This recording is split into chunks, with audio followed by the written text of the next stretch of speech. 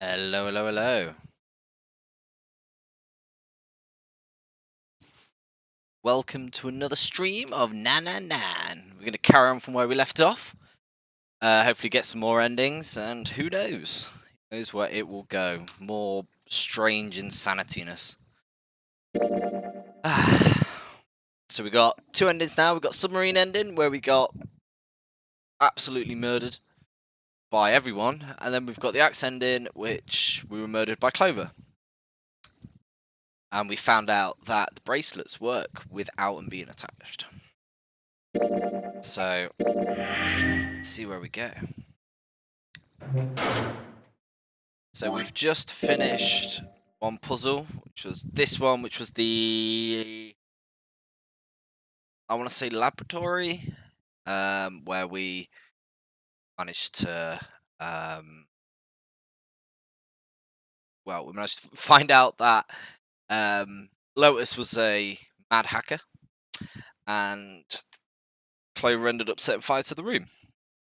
It looks like this should lead on to where we went before, which means we have one more pathway here, and then there's a lot of lock stuff, which I'll do some cheeky going back and trying to unlock these things. I'm guessing we're going to have to replay a few things to unlock paths, but see what happens, eh?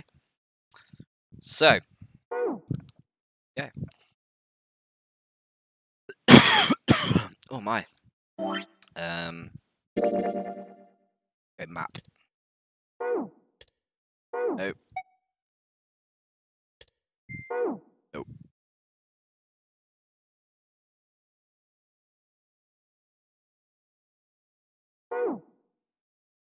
Hey, Tash, how's it going?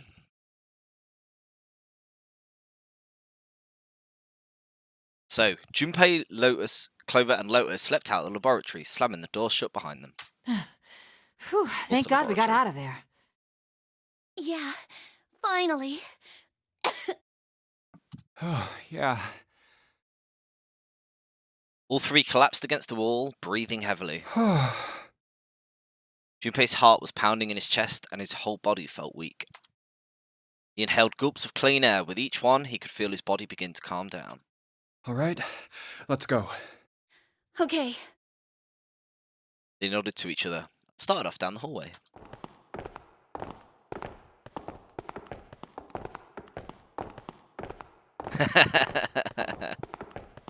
It's a bit weird, I'll tell you that. It's like a bit of a mystery puzzle game. Pretty good. Full on, they found a few new doors, but all of them were locked. Damn, none of these open. They're all locked. How about that one? Final door sat in the corner of the hallway. Let's hope this is the door with the prize. Junpei grabbed the door handle and was about to pull it when a voice cried out from behind him. It was neither Clover nor Lotus, but he recognized it. There was no doubt the voice belonged to... Jumpy! Huh? June. He spun round. There, at the other end of the hall, Junpei saw human figures running towards him. 3 of them. June? Santa! 7!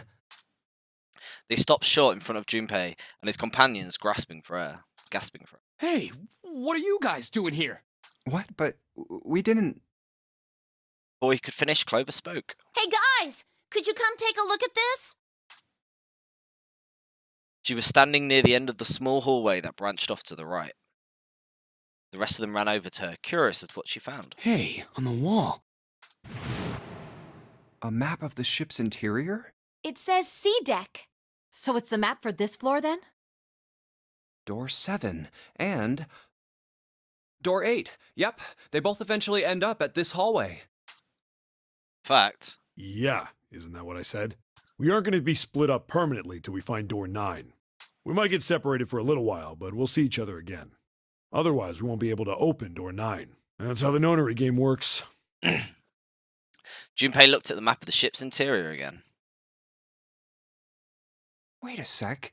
As he looked more closely, his surprise and excitement gave way to wariness. Oh, You've got to be kidding me. One by one, the others saw what he'd seen. We may as well go. yeah. As one, they all moved back towards the door. Junpei had only a moment ago been ready to open. Almost forgot. We should keep this. He pulled the map of the ship's interior off the wall and put it in his pocket and followed the others. All 6 of them stood in front of the door, arrayed in a semicircle. Not quite at the auto bit yet. Santa stepped forward. He took hold of the door and spoke, without looking back at the other 5. Ready? I'm gonna open it. They nodded in their silent assent. Deep breath, Santa threw open the door.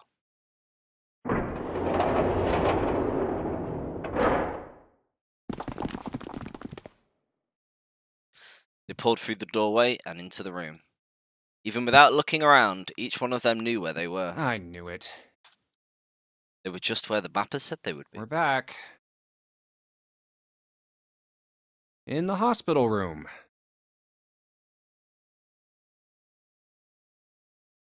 I see. Now we're at. Anyway, I say we get out of this creepy old place. So we should be able to flow skip now to here. So we'll try this then. I don't see why not. The one puzzle we've not been through, which be door number 6.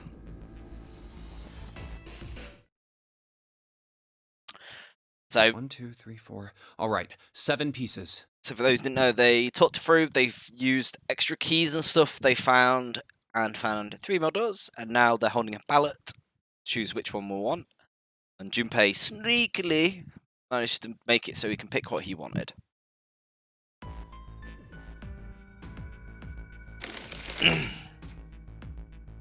Stretch.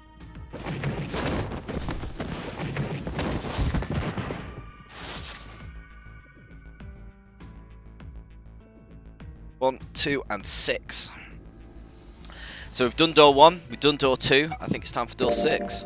I want to go through door 6. Junpei flipped open the piece of paper. It read, Junpei, door 6. Of course it did. He'd written it after all. That's a problem. June spoke barely above a whisper, but they all knew what she'd said. None of these teams will be able to go through the doors they want. Clover and I chose door 1. Lotus and I chose door 2. That's not enough people to open a numbered door, however. The digital routes don't match up either. We've got similar problems. Junpei and I want to go through door 6. But our digital route is 5. If we're gonna open that door, we need a 1. Damn, what are we gonna do now? What are we going to do? Junpei crossed his arms and did his best to put his thoughts in order. The others followed suit, but with little result. Eventually, Clover broke the silence. Why don't 7 and Lotus go through door 1 with me? No, don't do that. Don't do that. Don't let her go through door 1. That's not a good call. Her face was cold and flat, as was her voice, but her logic was sound. 7 and Lotus looked at each other. 7 plus 8 plus 4 equals 19. Plus 9 equals 10. 10 plus 0 equals 1. First problem resolved, Ace spoke up. What about me? Isn't that obvious? Wasn't one of the teams just complaining that they didn't have a 1? You mean I should join Santa's team? Yes. Clover nodded, her face still cold and emotionless. Her attitude and posture could not have been more different than the energetic girl only a few hours before. No one seemed ready to contradict her. Her response was understandable, given the horrible situation in which she found herself. Even so. Huh. I understand. Well, yes, she I'll go knows through door dead 6 now. then. Ooh, boy. If we do as Clover has suggested, we can all pass through a numbered door and no one will be left behind. This seems to be the most reasonable solution. 3 plus 6 plus 5 plus 1 is 15. 1 plus 5 equals 6. 7. Lotus, what do you guys think? I don't have a problem with it. Me either. All right then, we're good to go. See you later. Wait, Clover! Don't move on your own! No, I'll be going too then. Yeah, be careful. God. It's not going to We end should well. get going as well.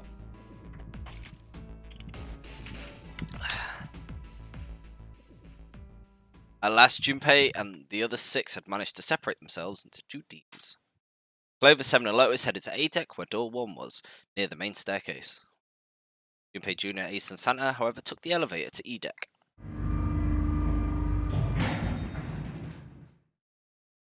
Ride to E deck was a silent one. This is E deck. There should be a door at the end of the hall. All right, let's go. Santa's word jolted them into action, and they stepped out the elevator into a long, straight hallway. Full on, they arrived in front of door 6. Here it is. You guys ready? Yeah. Then let's get to it. Let's get to it. One by one, they put their palms over the red. Soft electronic noise, it authenticated each one.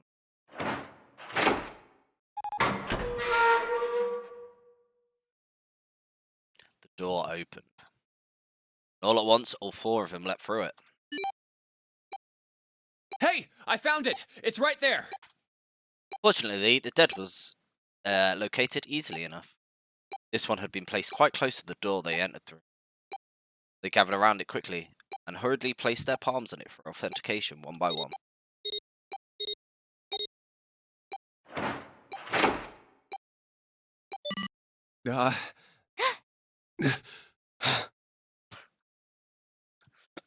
I love the voice dots. It's a stopped. great voice acting for dots. Yes! It stopped! The countdown had ceased, but Junpei's heart was still pounding in his chest, like a frantic, thunderous drum. It felt as though it might shake itself up and out of his throat. Whew. I don't believe I'll ever get used to that. I'm not sure it's something I'd want to get used to. We should finish this game before imminent death becomes a normal thing. You got that right. Once I'm out of this hellhole, I'm taking a nice long vacation. I agree. With that, the doom and gloom from before was done, and the mood turned somewhat lighter. All right, let's go. That attempt at good humour, Junpei took a deep breath and began to walk. He jogged down the stairs at the end of the hallway and found himself staring at a large door. This door looks heavy. But it's not locked. I'm opening it. He took hold of the bar that served as its doorknob and shoved it down. The room beyond stopped him in his tracks. What's this? It was gargantuan, made entirely of metal, none of the accents of wood or tile he'd seen in the rest of the ship. This room was purely functional, but utterly tremendous. Whoa, what the hell is this? Santa got out a few words before awe stole the rest of them. The rest were too stunned to offer anything more than gasps. This has to be the biggest room so far. The ceiling is pretty high, too. Huh. Could be 2 stories, maybe even more. This space could be utilizing the entire length of the ship. What's that huge Kamaboko-looking building in the middle? June pointed to the massive building in the center. Kamaboko? Well, I guess that's as good of a description of it as any. Junpei and the others were standing on scaffolding that crisscrossed the whole area. The proper term was catwalk. Junpei thought, although that didn't seem particularly I important. see stairs, Still so we mentioned. may as well head over to them. Yeah, but this section's barely wide enough to fit one person. You're right. Nearby was a long iron staircase that made its way eventually to the floor beneath them. Whoa, you can't even tell the shape when you're this close. Let's check out the other side, too. They moved around towards the opposite side of the massive building, following the catwalk. They hadn't said much as they walked, but as they approached the building, Ace suddenly spoke up. This looks to be the steam engine room. The steam engine room? Yes, that thing that looks like a cross-section of a mushroom is the boiler. Do you see the 3 round doors near the bottom? Coal is put into those and burned, which heats the water, producing the same thing that drives a steam engine. This one is simply somewhat larger. I see. It doesn't appear to be running right now. The entire room was silent. All right, let's split up. Then all of a sudden, Junpei heard a noise behind him. He turned just in time to see June collapse to her knees. Hey, what's wrong? Are you all right? He dashed towards her and wrapped his arms around her shoulders to steady her. Hey, June. It was then that he noticed. Jumpy. You... Oh, you're really warm. Is your fever coming back? Yes. Yes. It probably is. But I'm fine. Please, don't worry about me. I just need to rest. And I'll be fine. The voice was weak and forced. It said a great deal more than her words did. Okay. Here, sit down. Careful. Junpei carried her to the nearest wall and propped her up against it. She let her head fall back against the wall, as if she no longer had the strength to support it, drew a ragged breath. Thank you. Her eyes were empty, as if she was having trouble focusing them, and even speaking seemed difficult for her. Junpei felt his hand ball itself into a fist and clenched tight, his knuckles whitening. He had to find a way out, and quickly. He turned and looked at Ace and Santa in turn. Ace, Santa. Yes. Right. They might not have shared the depth of his emotion, but they certainly shared his concern. All right, let's get started. Hang in there, June. I'm gonna get you out of here real soon. She managed a small nod between leaning back to rest her head on the wall.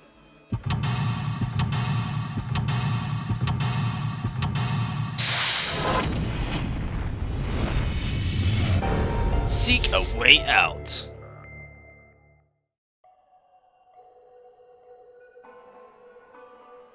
It's a big old room. What we got? We got a thing. It's a square hole. Nothing in here. Look at the back wall there. I can see through four small slots. Terminal, some sort of connector, perhaps. You mean think we're supposed to plug something in here? Perhaps. Tunnel. It goes all the way across the ship. Huge oven. This is a huge oven. Spoiler. There are 3 open areas in it. Each of the areas has a gear in it. Boxes. Hey dude, how's it going? Thanks for coming back.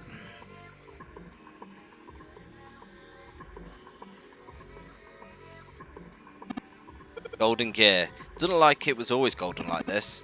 But I imagine it was prepared especially for this game. The door.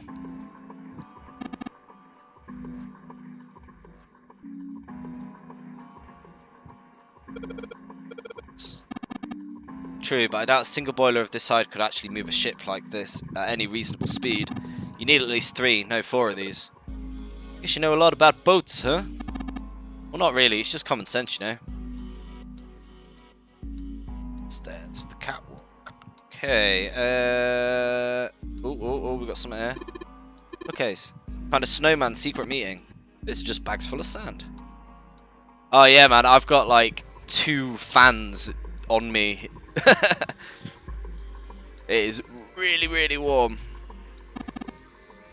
Use them as a counterweight when you're lifting something with a pulley system. Man, you're too serious. I'm so serious. Bags of sand, pulley thing. There's nothing in the box. Got something here, what's that? Given its placement, must unlock the door to the left. It's a weird indentation on the top of this thing. I think that means you have to insert something here? I would imagine so. What if I missed something so important? Look at those stairs, look at them carefully. That gap, the height, that angle. It's perfect. Perfect for what? Whatever, just bring Clover here right now. Tell her she needs to walk up and down these stairs. Clover's not here. What the hell is he talking about? What is he talking about?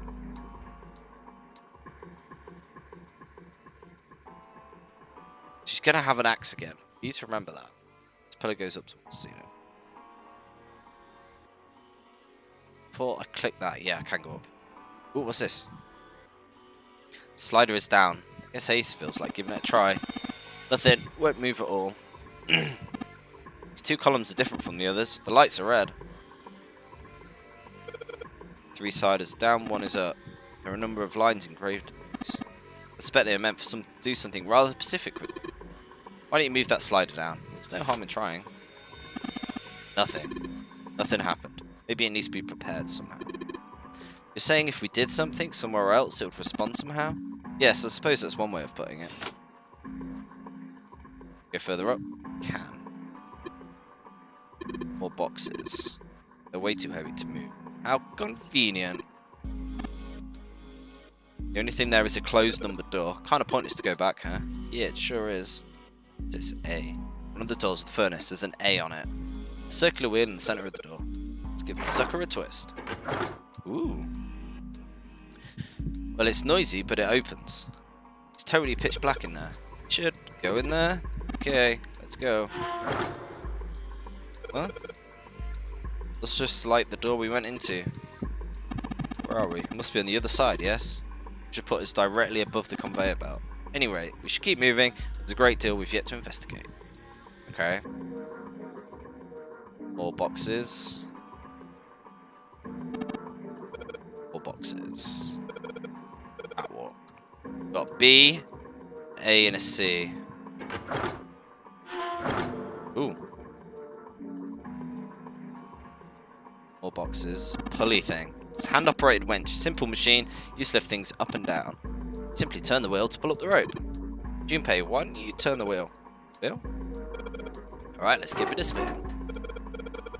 That's weird. I don't feel any resistance. Oh, broke the wheel. Broke the wheel. Great job, you broke it. I didn't break it. It broke all by itself.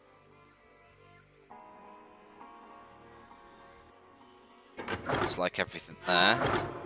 So, we've got C now.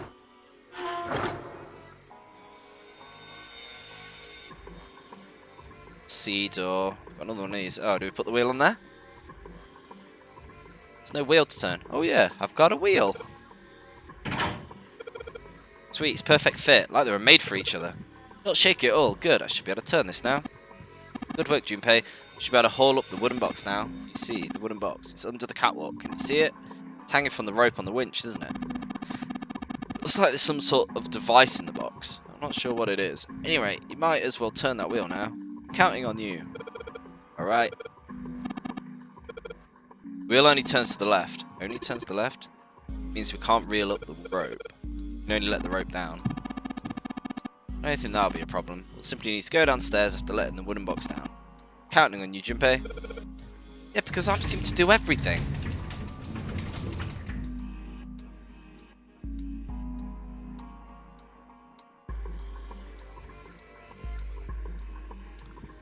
I believe the box has reached the floor. Yeah. He stuck his head out over the side of the catwalk and looked down. The box that had only recently hung just below the catwalk now sat on the floor. It had come to rest near the end of the tunnel that was covered in. That covered the conveyor June's belt. down over by there. Junpei could see her, still leaning against the wall as if she barely had the strength to sit up. Even from so far away, it was not difficult to see that she had not improved. He almost thought he could see the heat rising from her body. She doesn't seem to be improving. Ace's expression was inscrutable. Wait, he'd said what they'd all been thinking. Well, of course not. She's not going to just get better right away, you know? It'll take time.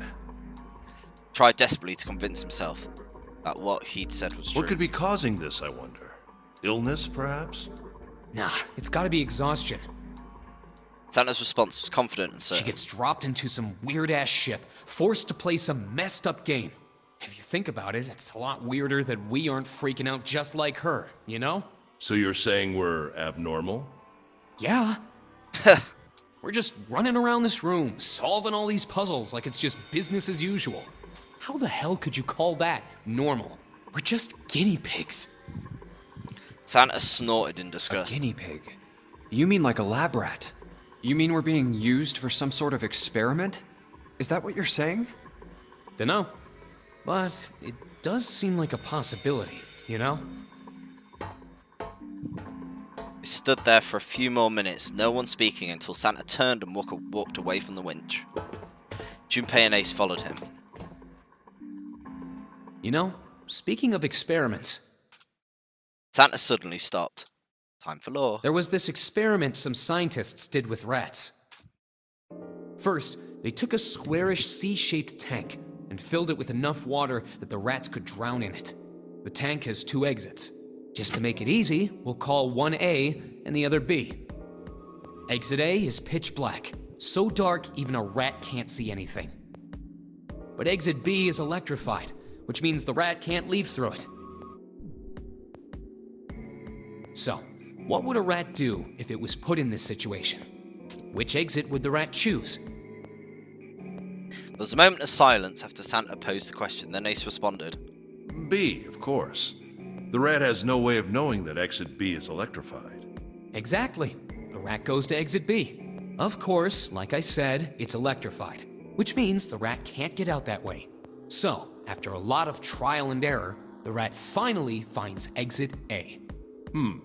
I can't say that's very interesting or relevant. It's simply the story of a laboratory experiment. You're right. It isn't very interesting. Yet.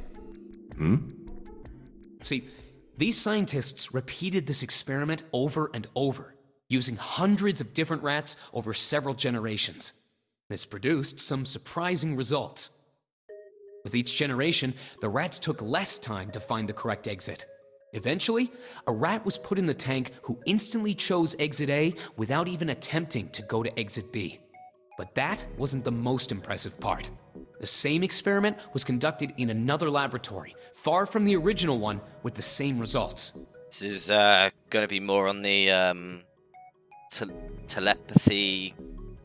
No, on Knowledge second thing. thought, the results weren't really the same. The rats in this second experiment began the trials with significantly faster times than the first rats in the initial one. These rats weren't related to the others and had never even come in contact with them. And yet, they all easily found their way to exit A as though they already knew. What did it mean? Are you suggesting something like telepathy? They were passing information to one another through some undetectable medium? Ace looked skeptical. Santa snorted at him. How the hell would I know? I'm not any kind of scientist. I don't know what made him do that, but I do know that story's true. And if you've got another explanation, I'd sure love to hear it. Come on, let's get going. There's still a lot here we haven't checked out. Metaphor for field hype. Yeah. There's been a lot of this learning. And we gotta through get the each hell other, out of hasn't here it? before June passes out. Without waiting for a response, he turned around and started walking. Junpei, however, wasn't quite ready to leave the topic Hey, alone. wait. There's something I want to ask you. What? Santa stopped and turned around. Why did they use that tank for the experiment? Huh? Well, I mean, it seems like you could conduct the same experiment without the water. They could have just used a dry box, you know? If they needed to motivate the rats to escape, they could have, I don't know, put some bait by exit B or something. I mean, do they really have to make it so the rats can drown? Santa gave a grim bark of a laugh. You know, the word emergency comes from the same root as the word emerge. You ever think about that? Huh? Well, an emergency is something urgent, Is often this good- something dangerous. Is this going to get really meta that the telepathy side is us because we know what's happening? And to emerge means to sort of come out, or appear, or rise out of something else. So what's going to emerge in an emergency? Inspiration. Inspiration? Yeah. Think about it. When the chips are down, either you crack or your mind focuses and pulls up what you need. So in an emergency, your real potential emerges. Is that what you're saying? Yeah. That's why the rats had to drown. They had to be in danger. There had to be an emergency for inspiration to emerge. Oh. Junpei suddenly felt cold. Back of his head was aching, and his stomach felt strange.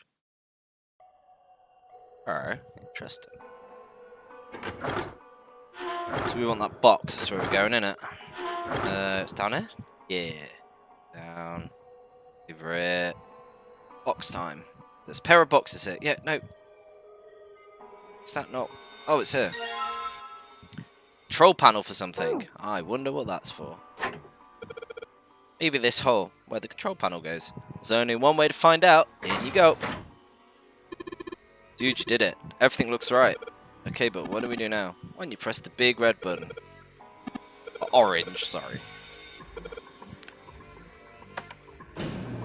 It's alive! All sorts of light lighting up in this thing. Oh yeah, I just think I heard something turn on.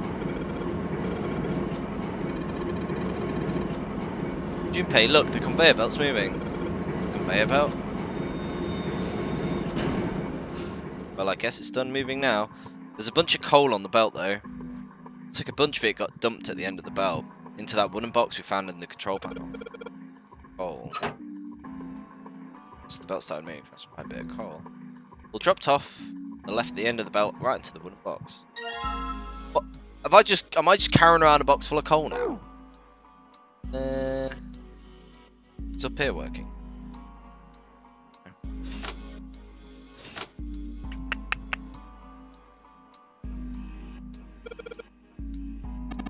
Ah, wicked. I'd look earlier, but it's rusted shut, I'm afraid. Perhaps you should check the other side. Okay.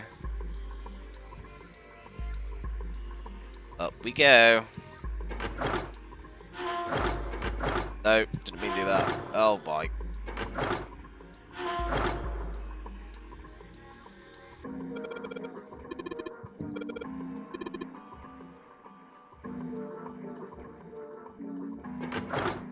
Oh, does it mean the other side downstairs? In here. Ah! There's a hole that lets us put the coal into the furnace. Maybe if we can get some coal in there and set it on fire. Okay, let's do it. That was loud. Alright, that's the last of it. No coal left in the wooden box. And nothing. Great. Well, I guess we should have expected that. Why would just throw coal into a cold furnace do anything? Ah well, a man can dream. Junpei, explain it to me again. You're planning to stoke the furnace with coal, which will heat the water stored up in there and make steam, which will then drive something else. Am I correct? In other words, you want to generate enough pressure for steam to power the turbine. Drive the steam engine, right? Yeah, I guess that's the gist of it. In that case, this isn't enough coal. The furnace is enormous. We're going to need a whole hell of a lot more coal than this. Very well, if the three of us work together, then we should manage to fill it much faster. I want to help too. Man, I didn't even see her walk up. Are you feeling up to that? Yep. Yeah, right. You look like one stiff breeze away from falling over, June. I think you better rest some more, okay? But, no arguing. Need your rest, so you just stay there and we'll handle this. Okay. I understand. Alright, time for some manly work. Let's get this coal into the furnaces.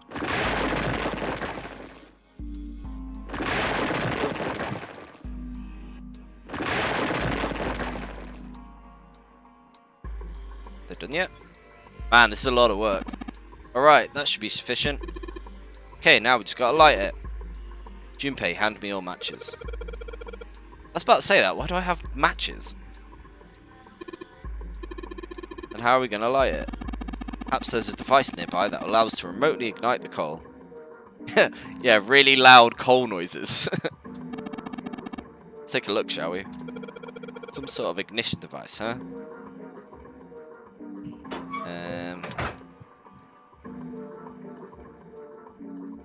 Gonna be this thing? I think it might be. Probably is. I think this is how we might ignite the furnace. It means if we move that thing down, let's do it! Here we go. Fire! We have invented fire! It's big gears turning under the boiler there.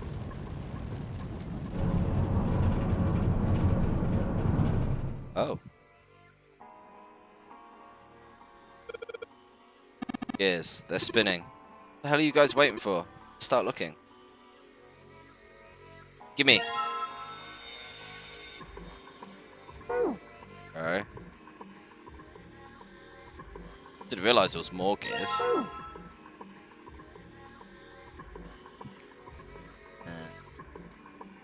Look over here. Okay. Now what? Do you remember that silver disc? Do you remember where it was when we found it? I think it was on the top. No, nothing. Just thinking. I mean, it's quite. It obviously says silver, bronze, and gold. Yeah.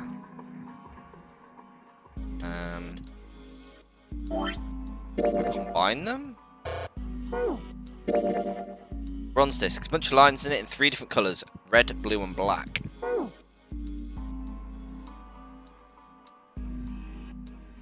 Oh, wait a minute. Ah, wait, remember. So silver on top, gold on the left, bronze on the right. And this was... up here, was it?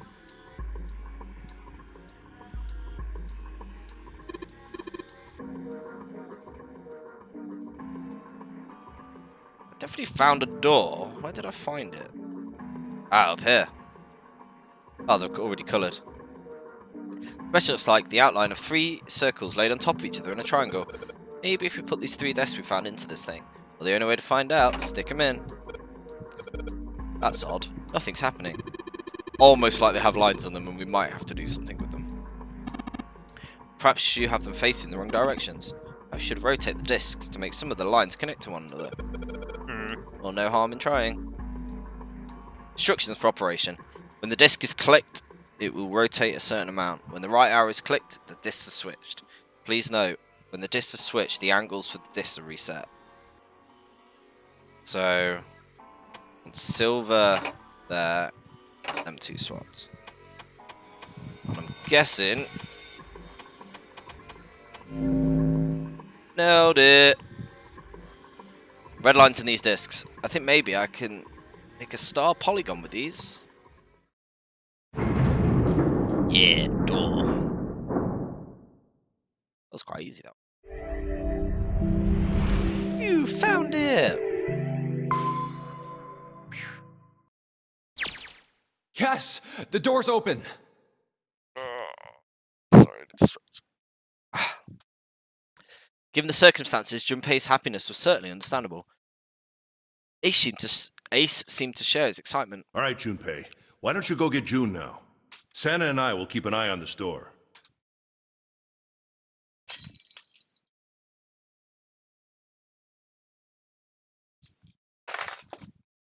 Why do we need to do that?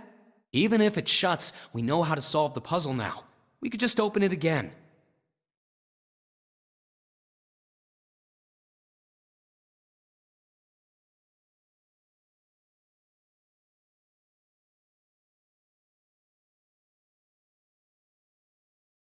Well, I suppose that's true.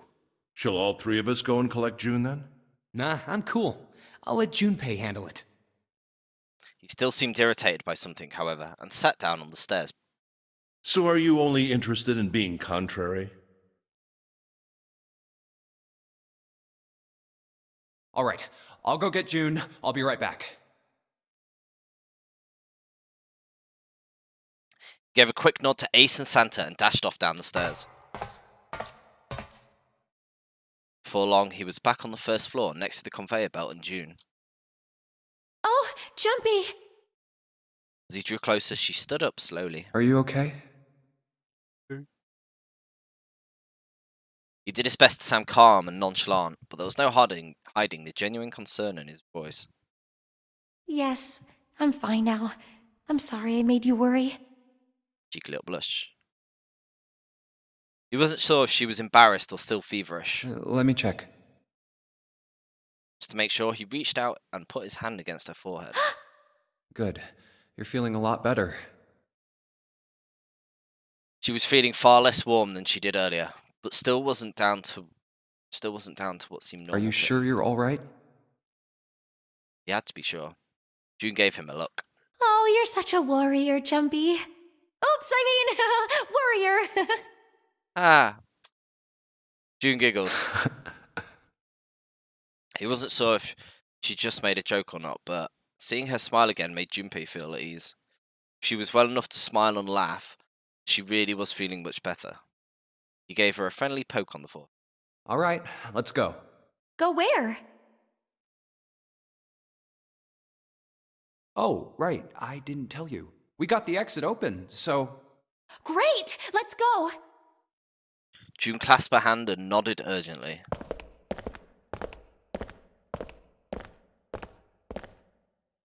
They headed back to the exit, but on their way they found... Oh, it's... Santa? Santa was sitting on the stairs. He was, however, holding something in his right hand, staring at it with a strange expression. Junpei and June slowed down and finally stopped in front of him. What are you looking at? Santa answered without looking up, his voice quiet. It's a photo. It's my sister. Sister? Santa, you've got a sister? Santa simply nodded. Yeah. Kid was cute as a button. June cocked her head, confused. She was only about an inch tall then? Santa glared at her. Oh, sorry. I guess an inch is a little large for a button. Probably more like a half inch. Santa didn't smile or laugh. Sorry. Why are you looking at it? He simply turned back to his picture and spoke. I was her Santa Claus. Wait, what? His sudden revelation took Junpei by surprise. He had no idea what Santa meant. He glanced at June, who shook her head. He didn't know either. We didn't have parents. They bought it in an accident when we were still kids.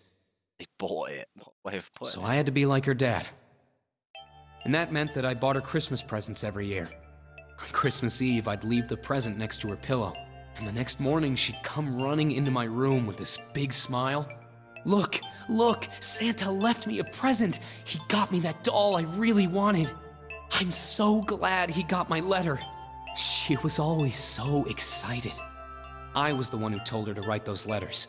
I'd say, write down something you want and mail it to Santa. The address I gave her was somewhere in Northern Europe that doesn't exist. Anyway, she'd write the letter and stamp it and send it out. And then a few days later, it'd show up back in our mailbox marked address unknown. I'd open the letters before she figured out they'd been sent back. Once I had the letter, I'd go around to a couple stores with some money I'd saved up over the year and buy her the stuff she'd asked for. Man, It took a lot of saving, but I managed to buy her presents every year. Huh. Junpei was silent. He could think of nothing to say. Huh. June looked down uncomfortable. The wall next to him suddenly groaned. Either he hadn't heard the sound or didn't care. Santa kept talking. But one year, her letter was different. She didn't write a list of toys she wanted or anything like that. Instead, it said, I don't want any presents this year. Instead, I want you to make my wish come true. My wish is that we'll be happy like this for a really, really long time. That was it. Nothing else. But I couldn't make that wish come true. Some Santa I am. Santa looked sad. Junpei had never seen him look sad before. He wasn't sure he liked it. Junpei decided it was probably best not to ask Santa any more questions. But What happened? June glanced up at Santa quickly as she spoke. He answered, but only with an effort. She died. She was killed Man. 9 years ago. More nines. Oh. There was nothing Junpei could say. His heart felt like a great lump of lead.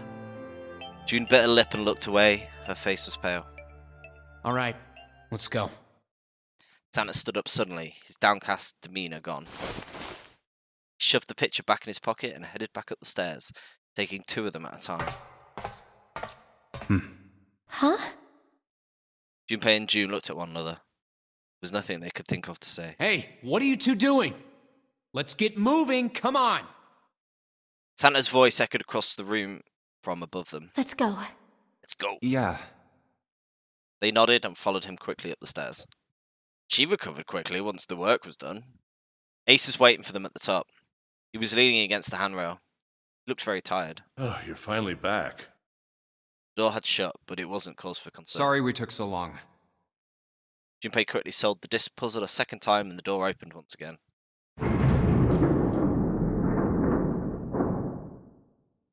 Let's go. In a single file they walked through. After walking for nearly 15 feet, they found themselves in front of a metal door. It opened easy enough and they passed through it as well. 2 rooms stretched out before them. More puzzles. Huh. Is this a warehouse? No, I believe this is the cargo room. This must be where they store all of this vessel's freight. So the same thing, kind of. There are wooden crates everywhere. I wonder how old they are. Junpei, Ace, and June had stopped unconsciously, pausing to take in their new surroundings. Santa's voice broke through their momentary trance. Well, we probably ought to start with finding the exit, right? Let's get going.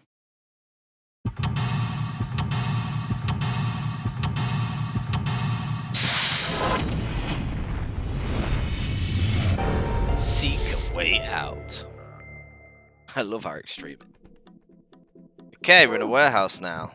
What we got? Guess that's where we came from. Boxes. Some numbered boxes. Barrels. Oh. Find something, Junpei. It's a card. There's a headshot on it. Yeah. Ooh. It's me. It's June. Okay.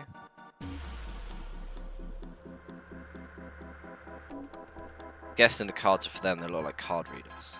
Guess we've got to find everyone. 7. Santa. Line dude.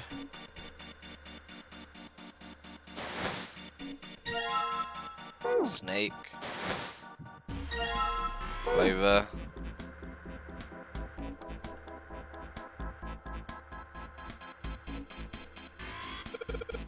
Stairs. They go up 3 stories. What are you waiting for, Junpei? Whatever, I'm going. This is the exit. No shit, Sherlock. Of course it's locked. Electronic lock? Nah, just a keyhole under right under the doorknob. To open this door, we've got to find the key.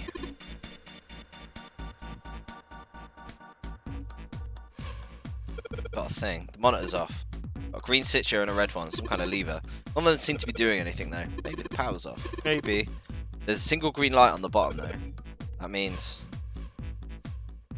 several lights here with numbers 1 to 9.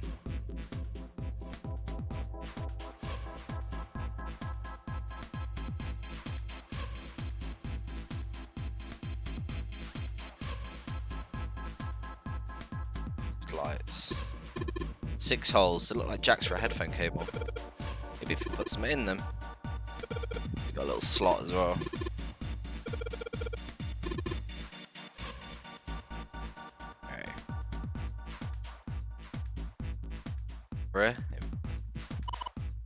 There are 3 crates here, stacked up like stairs.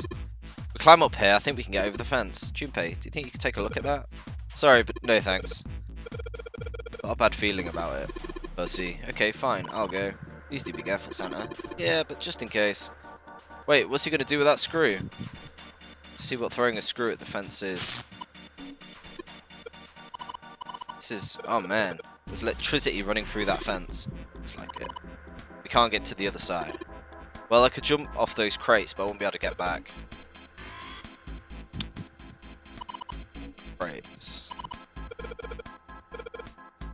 Poffin looking crate. Eee. Okay, let's do this then.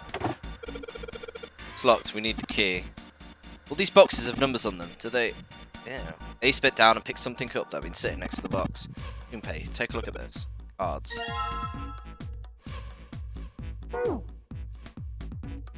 She's 8. Does that mean we need to collect the cards we don't have? How many have I got?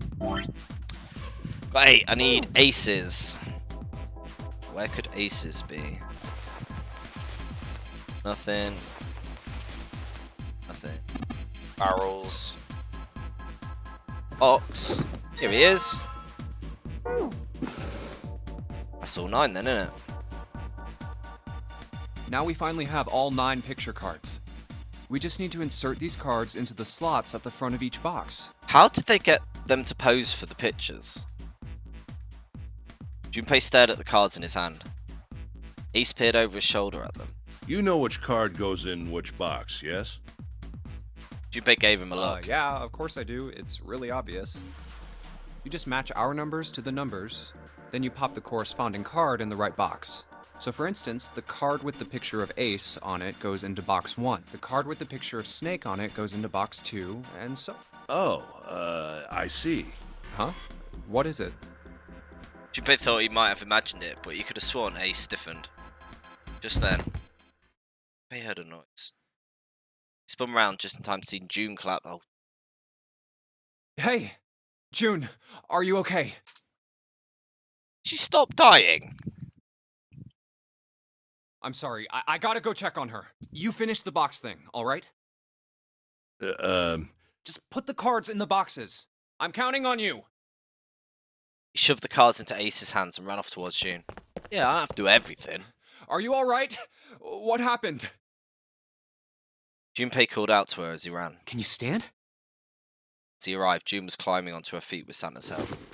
Oh, I'm sorry. I'm fine. I just tripped. Don't give me that. Now is not the time. But it's true. I tripped over a box. Just let me see for a sec. Junpei put his palm on her forehead. Huh. You're still warm. Temperature was much the same as it had been last time he checked. She wasn't hot like she'd been before, but she was still warm. Her fever wasn't completely gone. I saw her fall. I think she really did just trip on something, you know? Junpei would have been more willing to agree if June hadn't needed quite so much help standing up. Still, to fall down like that, I think she's probably still a little messed up. June was doing her best to busy herself brushing dust off her dress. Her smile looked a little embarrassed and her face was a bit flushed. She did look a great deal better than she had. Still. Alright, well, let's just get out of here as fast as we can so we can get you to a hospital. Oh, I don't think it's anything that serious. Well, I just need a little medicine and some sleep, and I'll be fine. Medicine. Medicine, huh? what are you thinking, if we Santa? could get in touch with anyone outside, I'll bet Ace could swing that for you easy. Ace? Why? Huh? Don't you know? He's the president of a pharmaceutical company. Oh boy. Cradle Pharmaceuticals is the name, I think. Ah!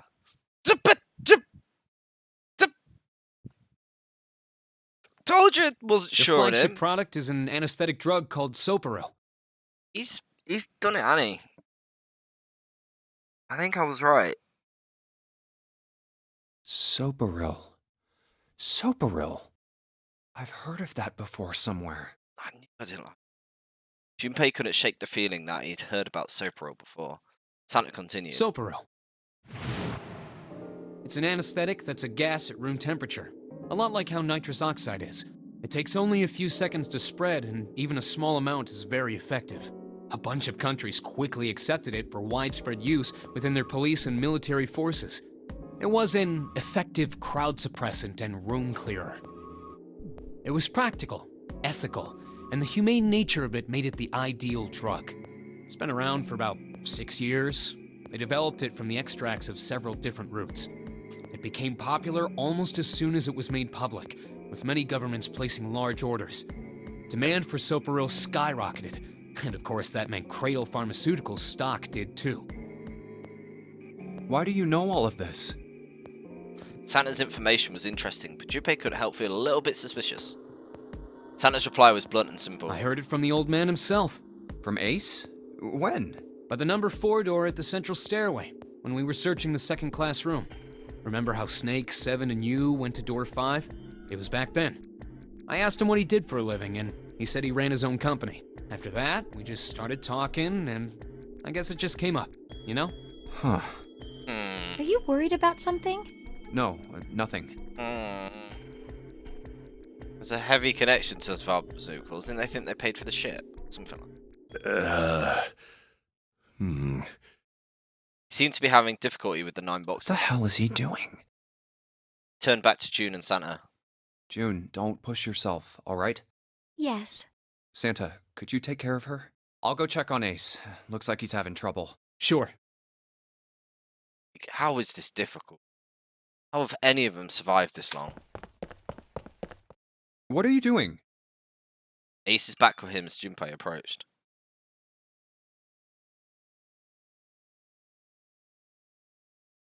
His face was pale and covered in What sweat. happened? Nothing. My vision has gotten rather blurry, I think, because of fatigue. I can't see very well at the moment. What can't you see well? These pictures. Ace held his cards out to Junpei, splayed out in the shape of a fan. I don't care to admit it, but I may be developing presbyopia. Oh, this is what they were on about before. Oh, this is what Hacker was on about, wasn't it? Where she can't tell faces. Growing old is a difficult thing. He made the best attempts he could at a self-depreciating smile, but his face was flushed and his lips were pale and drawn. At any rate, I'll leave the rest to you. I'm feeling awfully tired, so if you don't mind, I'd like to rest for a bit. He shoved the cards into Junpei's hand and quickly walked away. Junpei looked at him quizzically. How could simply looking at cards have tired him out? Junpei looked down at the cards in his hand. All of the pictures were quite clear, and each person easily recognizable. Was Ace's vision so truly bad? But if it wasn't, what had made him so uncomfortable? That was when Junpei remembered what he'd heard from Lotus much earlier. Prosopagnosia. Well, put simply, it means a condition where the mind can't distinguish between human faces. In other words, my face would look the same as Clover's or even yours. So they can't remember faces, which is how most people recognize each other. That means that people with prosopagnosia have trouble recognizing even people they're close to. Maybe he's got prosopagnosia? Junpei took another look at Ace. He sat at the base of the stairs, looking quite depressed. Huh. Well, he looks depressed enough to have it. If you really did have prosopagnosia, there was no doubt it was depressing and a painful experience. Still, Junpei didn't feel like patting him on the shoulder and telling him everything would be alright helped that much. Because he's involved, man. Still, Junpei felt perhaps it was best to keep Ace's condition to himself, at least for the time being. Oh well. Doing his best to clear his mind for the task at hand, he turned back towards the boxes. Time to solve the 9 boxes puzzle. 9 cards with pictures. 9 boxes. Junpei stared at them for a moment and then began. Ace's card is in box 1, Snake's is in... I just need to do the same for the rest. And finally, the 9th man's card into box 9. All 9 boxes opened up at once. Yeah! Oh, they opened! Hid inside. What the? Each box was a single pin. 9 pins? They looked a little like sewing pins, but much thicker. I guess I'll take them with me. Oh, is that the thing at the top of the stairs? You said they've got like jacks in it. Junpei collected them quickly and shoved them into his pocket. Okay. So, steps. Go. 6 holes, but I think. Looks like the pins I just found would be perfect to fit in them. Once you found in the 9 boxes, right? Why don't you try it? Alright, let's see what happens.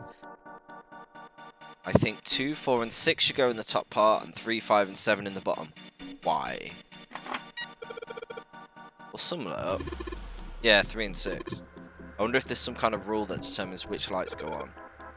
Well, if I put the 2, 4, and 6 pins in the top part, and the 3, 5, and 7 at the bottom, I think maybe it's the digital route. Digital route. 12 plus 4 plus 6 equals 12. Digital root of 12. Therefore, light 3 turns on. 3 plus 5 plus 7 equals 15. Digital root is 6.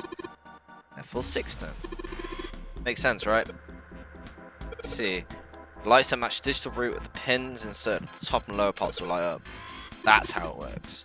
There's one other thing I'd like to check. Let's try, certainly welcome to. 1, 2, and 3 pins at the top, and 6, 7, and 8 pins at the bottom. Well, they turned off. 6, 7, and 8 is 21. Digital root is 3. Therefore, light 3 turns off. 6 turns off. The digital root for the pin to insert is the same as the number of the lights that are lit. Those lights turn off. That's like the trick. Now we know how it works. You want to give it a try? Mate, you know what we're supposed to do with these lights? Well, no, but I figure we'll try to turn them all on. Yeah? Figure something's got to happen if we can manage it. Turn on the lights. You sure we know this works? Okay, yeah, we know we've worked that out. Let's do it. So, for 1, let's do 7, 2, 1. So that'll do 10, which is 1. For 6, let's do 9. Just randomly picking ones at the moment. 9, 4. It's at 18. It's at 9, so we don't do 9, 5, 3. Cool.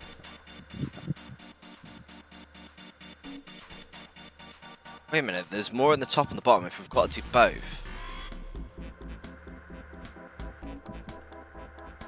Okay. Point.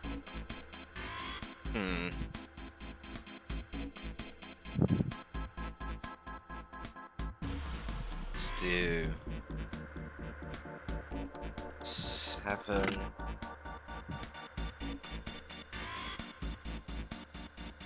One is 8.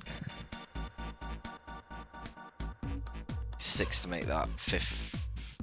No.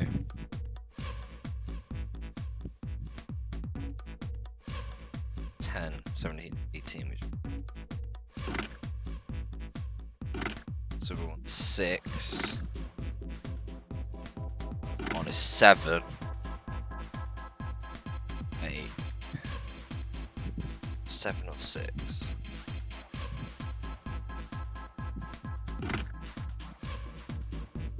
7 is 13. Is that 4? That's 6. 2 can be 8.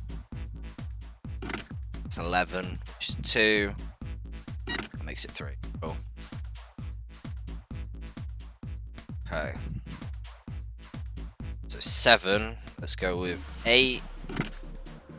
Just randomly throwing things at the moment. 3, 6.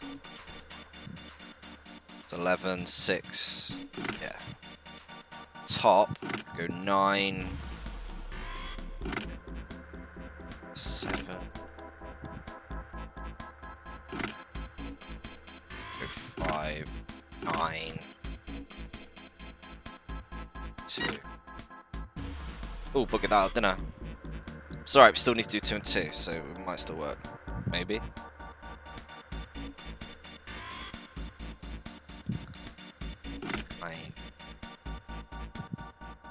Mine is...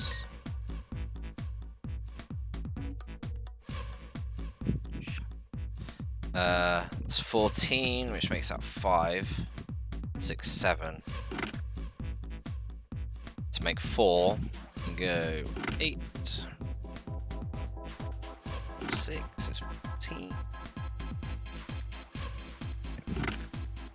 8, 4, 12.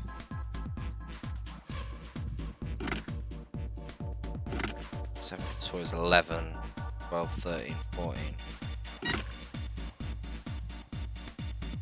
Cool. So 4 and 8. So 9.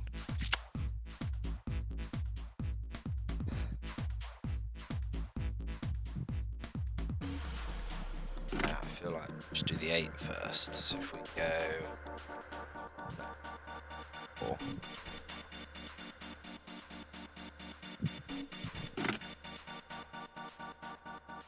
2. 5. 11, 12, 13 makes that 4, so that's right. I need to make 8.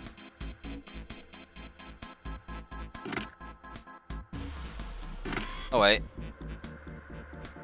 Go 8, 9.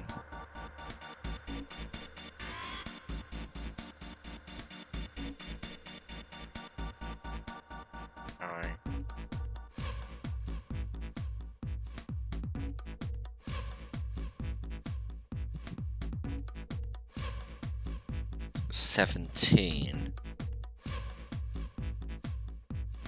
So I need another 8. 10. 7, 17. There we go. Nailed it!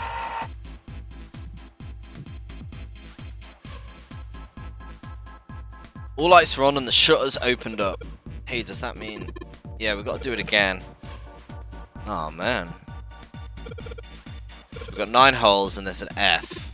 Don't know what F means, but I do know one thing. 9 holes. This is gonna be hexadecimal, isn't it? Yeah, Tash, some of the puzzles in this are quite complicated. It's quite good. Why don't you try it? Just alright. Okay.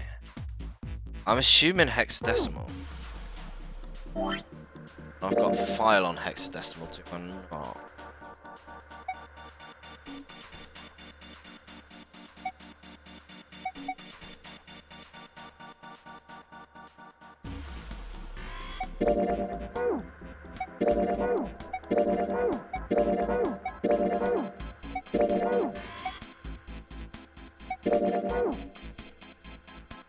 It's not there. So A, B, C, D, E, F. A, B, C, D, E, F. 10, 11, 10, 11, 12, 6. Makes that 5, so we need a digital root of 5. Oh, 15. Yeah, Dirk. Alright, let's give it one more shot. I don't see how all this is...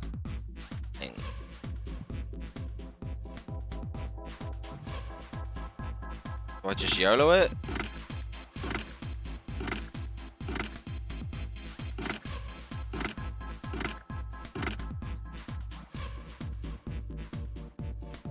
Is everything got to equal 15?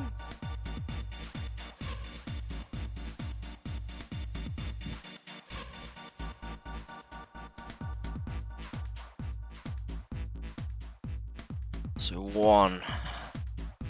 Just do what? Alright, so that's going to enter 2 rows there. And 3. Ah, yeah, so everything needs to equal 15. Oh, Lord. Okay. So...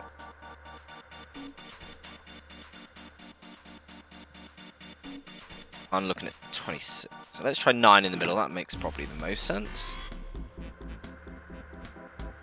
Let's just try and do 1. So 9. Oh wait, it's not going to be digital root, is it? How ain't going to work? It's just 15. So 9, 1, 5. You could have 9, 2, and 8. 9 and 2 is 11. 4. 1 and 4 is 5. That means I need a 10. Dirk. 1 plus 8 is too much.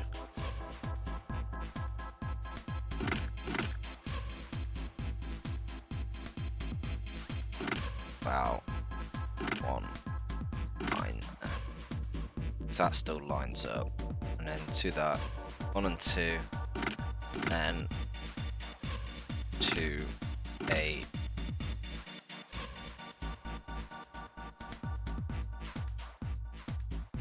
Eight, 1, 9. Do we need a 6 there? Let's do is 11, which means we need a 4 there. 9, 6.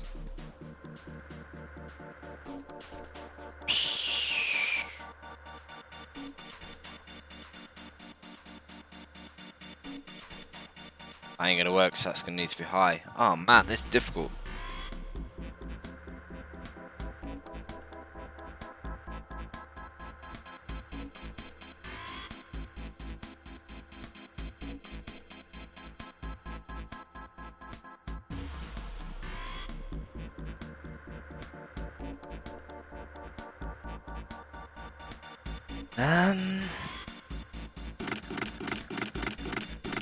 Put 5 in the middle.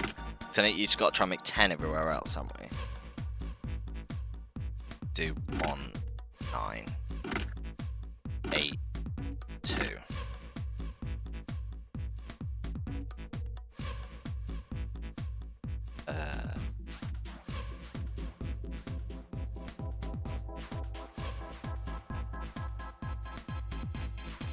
It's 11. Just need that to be 4. So 6. Means I need 9. Ugh!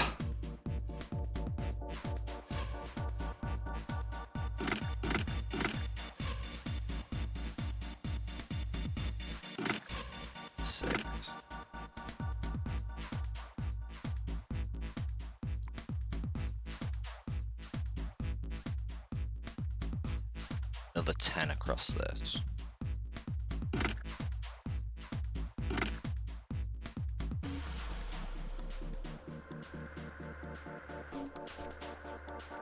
Try 4. 7. Should make that 11. 4. That would then I need a 3. There's 1.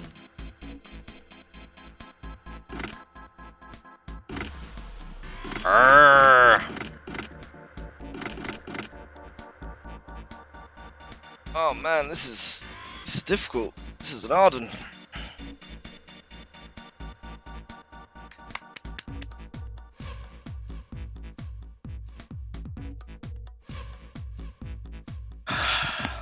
Let's try 6 in the mid. You have to make 9 everywhere else. So for here you could do E.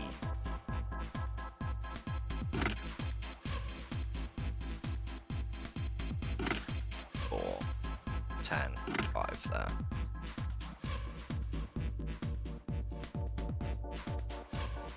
Have 8 there and 1.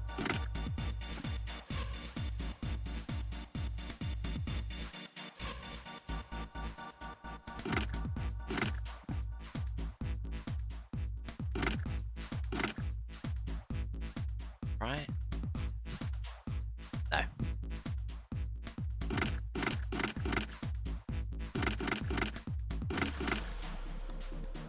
Oh man. Is there anything?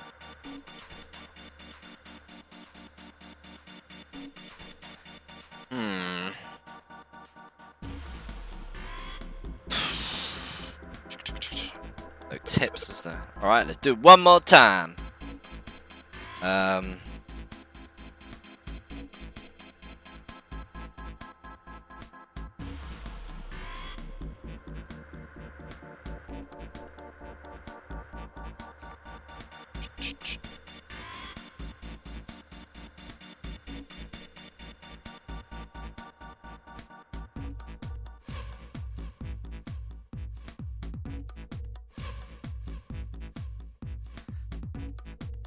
I'm feeling 5 seems right.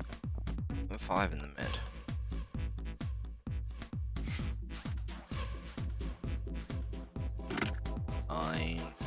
So 14 and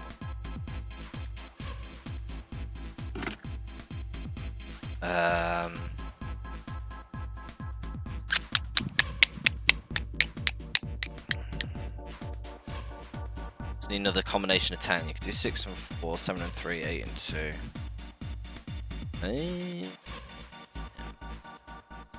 This one's gonna need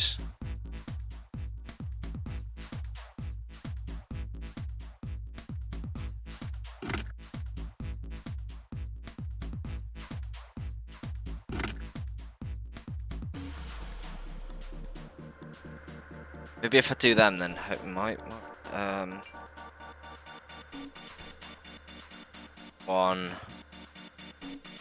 9 6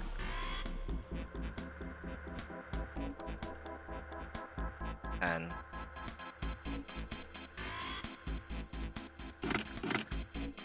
do that way.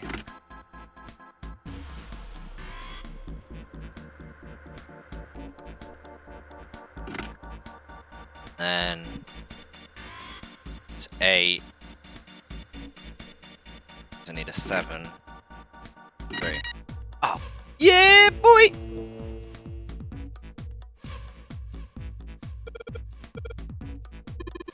So there's electricity going to the monitor on top now. Let's see if we can activate the device on the top. Green button, a red button, and a lever. I wonder what these do. Bam, bam, bam.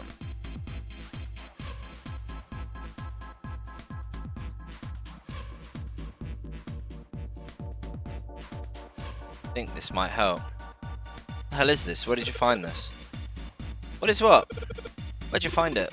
I found you and messing around with the pinholes. It's like instructions. According to what it says here, this controls that. It's pointing at machine over there. Apparently called us the Pushmaster 5000. What a name. Pushmaster MLG.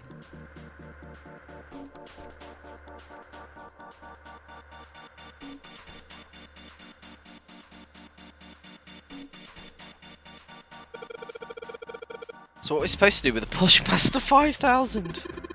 You see the coffin over the top of the crates? Yeah. Don't you want to know what the deal with it is? You want to check it out? Yeah. Alright, how do you think we're going to get there? Well, there's some crates on the right hand side. Fence that someone piled up like stairs. Maybe if we make a path to the coffin from there. How do we do that? Line up crates, I guess. Yeah, that sounds about right. Guess it's just another Zero's puzzles. Yeah. Anyway, let's give it a shot. Oh, it looks like Faster 5000 runs out of battery.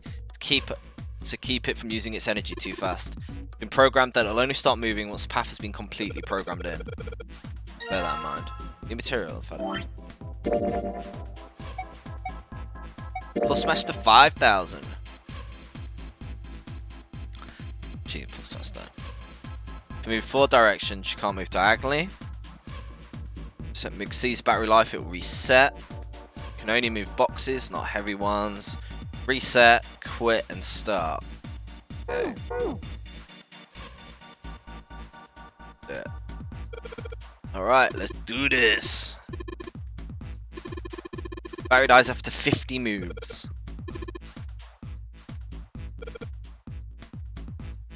Instructions for operation. A square adjacent to his click, the Pushmaster will move to that square. If there's a crate in the way, the Pushmaster will push it to a single crate. More crates, person inefficiency, and fill the yellow areas. Okay.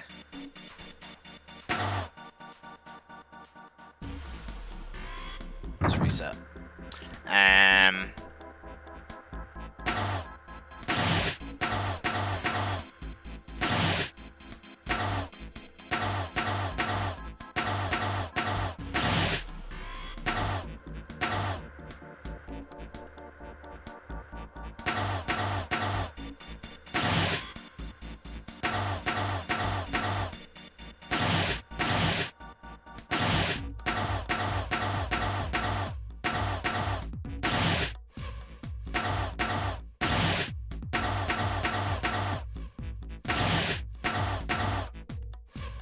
Balls it up, didn't I?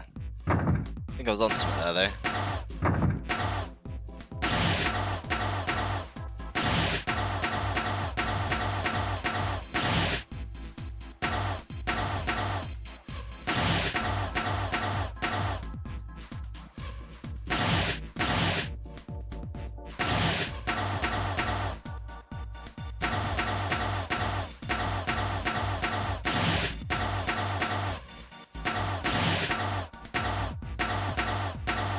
I'm gonna run out. No. Let's try again.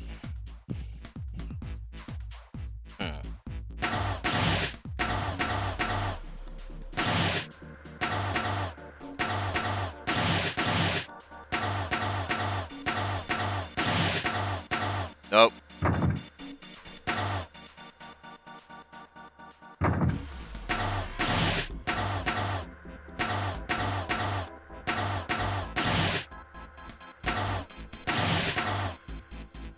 Nope. I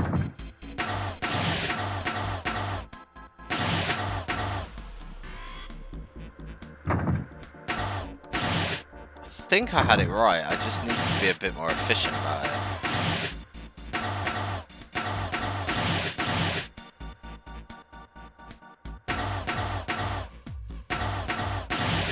Nope.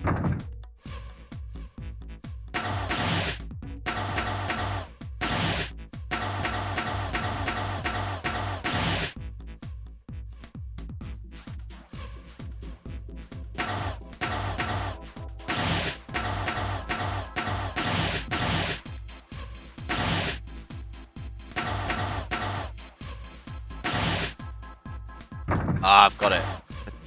Do what I did, but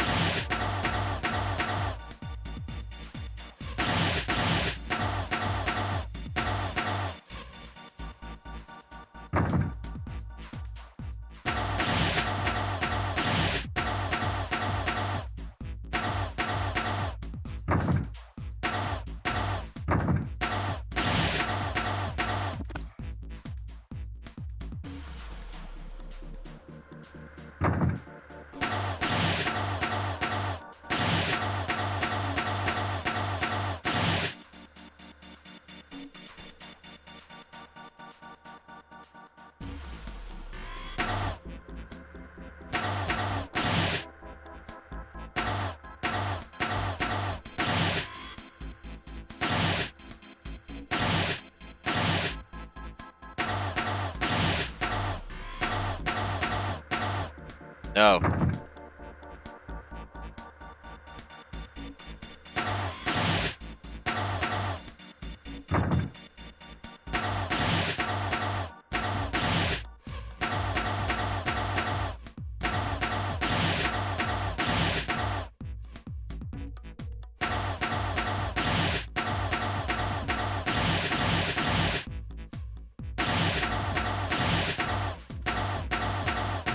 We're gonna make it. Yes, yes, yes! Bazinga! Okay, I'm putting in the program. What do I do next? Just be quiet and watch. See, it's moving already.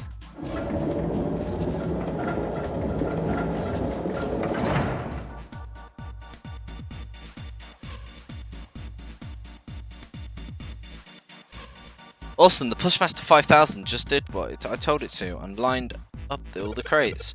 Great, now we can reach the coffin.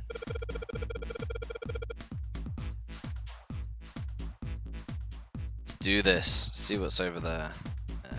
Over there. Up there. It's in the coffin. Please don't be really weird. Please don't be... No! Ugh. Just kidding. Really? Whatever. Just open it. Okay, okay. A small key and A gun? a gun? Really fancy gun. Yeah, a revolver. It looks pretty old. I wonder if this is a replica. This thing is... Are these real bullets? Oh, if this is real... Oh. You're not gonna take it? Of course not. All something like this is gonna do is cause more trouble. It's a powerful weapon that gives one person a huge advantage. Something like that would be way too dangerous to have around. We're in enough danger already. Yeah, I suppose you're right. Maybe Zero put this gun here, hoping that something like that might happen. In other words, maybe he put it here to make us fight each other. In that case, we should most certainly leave it here. I, for one, have no desire to let Zero control me. Me neither. Okay, we've got that figured out. But you aren't gonna leave that key in there, are you? Of course not. We'll take that with us. Is that a smart idea? Especially when it's a key door, anyone can go back there. Door is open! Circuit's open, Jumpy! I see. This key should open the door. Hey, what are you waiting for? Let's go! Oh. Oh, it did that. Yes, it's opening.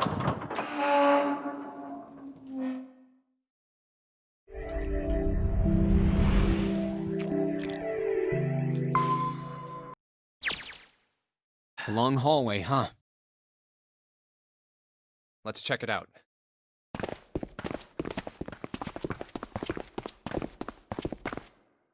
We've seen this elevator before. We got off the one on the left just a little while ago. Then we went through the number 6 door, and that took us to the engine room. Yes, and after that we passed through the cargo room. And now we're back here. In other words, we made a loop. We're back where we started. We needed a card to get to this point. I don't see a card reader here. Perhaps we aren't able to activate it from this location. Why don't you just try pushing the button? Yeah. It works. It works.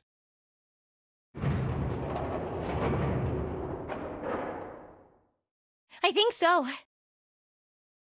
Good. Now we can go back if we need to. What do we do?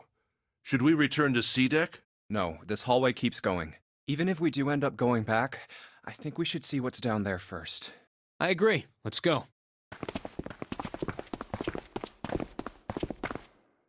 Looks like it ends here.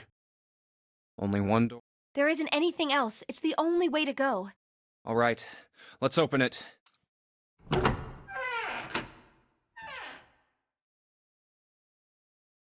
Found it! Got the 9. Got the 9. The 9 door. Of course it wouldn't be that easy. Vacant. Huh. We finally found it. Jumpy! Huh? Look! Behind you! Oh, no. What? A 9 door. There's another one. Oh. Why? It's 9, no matter how you look at it. The red is there too. So this is a real one? Why? Why the hell are there 2 doors? There were always 2 doors. I mean, if you think about it, Zero never actually said there was only one door with a 9 on it. It is hidden, but an exit can be found. Seek a way out. Seek a door that carries a 9. Of course, we just assumed that there was only one. After all, why would there be more than one? Oh, man. We fell for it. There are 2 doors. That means that all 9 people who had met at the central staircase could escape. No one would be left behind. Now it makes sense why the bracelets are numbers. 1 through 9. Divided into teams of 4 and 5 people. The digital root of both teams ends up being 9.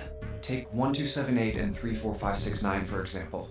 The digital root for both teams would be 9. Or 2349 and 15678. The digital root is still 9. There are a bunch of combinations that work and they all end up the same way. If one team has the digital root of 9, so would the other one. What does that mean? The answer's simple. From the very beginning, the Nonary game was designed to save all 9 people. That's how it was meant to be. Zero didn't lie. He never said there'd be only one 9 door. But anyone who'd found themselves in the game would have assumed that was the case. Fights would have broken out. One team would likely betray or deceive the other. Someone might be hurt. Someone might get killed. But eventually, they'd reach this very same room and realize how pointless all their infighting was. Oh, it's dark, man. There were 2 doors. There was no need to kill each other. This game was designed for that purpose. This Nonary game. We were all arguing and fighting over doors at the beginning. But if there had been one slip-up, one tiny mistake that led to more, everything could have been so much worse now. So, what are we going to do, Junpei? Huh? Oh, right. Hey, keep it together, man. Sorry. Jeez. So what do we do? What do you... We need to think about our next step. Our numbers are 1, 3, 5, and 6. That's a digital root of 6. The 4 of us can't open the number 9 door. The 4? Wait, don't tell me. Yep. There's one combination that'll let 3 of us open the 9 door. That's why I'm asking, what now? What now? No, we gotta go back. Yep. I agree. We cannot leave June behind. Are you sure? I don't mind staying. It's okay. There's no way we'd leave you behind. Besides, I'd rather drown at the bottom of the ocean than escape with this sausage fest. Haha. Maybe I'll get to go to Atlanta.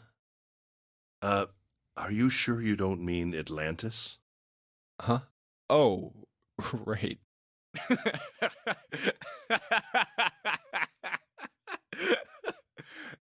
You guys. Very well. Best we head back to C deck then. We should be able to take the elevator we passed earlier. Perhaps Clover, 7, and Lotus will have returned from door 1. But even with all 7 of us... Standing around here isn't going to accomplish anything, don't you agree? Let's find the other 3 first, and then search for another solution. I guess you're right. All right, let's go. Yeah. Okay. Huh. Come to think of it, what is this room? We were so focused on the doors, we didn't even look around. Huh. It looks like it's set up for some kind of ceremony. But what kind? Huh. A coffin? What on earth is a coffin doing in a place like this? Hey, Junpei, the hell are you doing? Let's move! Right, okay. I'll be right there.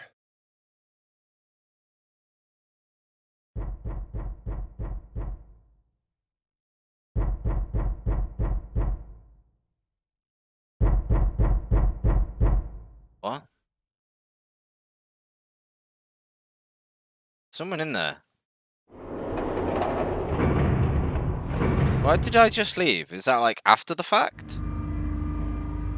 I got a number on it. Do I know any numbers? Look, it's... 9 probably. 7 and Lotus. We've got a problem. Clover is gone. What? What do you mean, gone? We're gonna be dead again. When? Why? You two went into door 1 with Clover, didn't you? Yeah, we went through the door together. But Clover barely spoke to us. She just did her own thing the whole time. Huh. There were 4 rooms on the other side of door 1. She wouldn't let us into the 4th room. She just said, I'll take care of this one. And shut the door. The one with the guy, the axe. She must have blocked it with something on the other side. We waited for a while, but Clover didn't come out. We called for her, but she didn't answer. So I kicked down the door and we went into the room. But It was empty. Clover wasn't there. There was a door on the other wall. And it was open. We figure she opened the door and left by herself. We ran after her, of course, but Well, obviously we didn't find her. You figured that much out. Clover's gone. When did this happen? We got here just before you. You certainly have excellent timing. So you haven't searched anywhere other than near the staircase? No, we haven't. Very well then. We'd best separate and look for Clover. The room's empty. There's not even the dead We guy haven't there. much time left. Let's begin. Captain. Yeah, What's gonna happen? she's not here. No, she isn't. Alright, just in case, we should go take a look in the shower room. Shower room? That's where her brother is. She might have gone to see him. Well, we might as well check, right? Let's go. Good. We can still get in. We should thank Seven later. Please don't murder me. Please don't murder me. Please don't murder me. No luck. Yeah, I don't think she's here. The smell is horrible. Let's check the back, just to be sure. No, she... Snake, just where did your sister go? Such a horrible way to go. The skull shattered, the left arm's hideously twisted. Huh? Wait. Bones. My brother's left arm is, it's not like a normal person's arm. What? The accident hurt him really bad. Of course. Of course. Why didn't I realize it earlier? Jumpy? That's not him. Oh, sorry for making you wait. Let's go.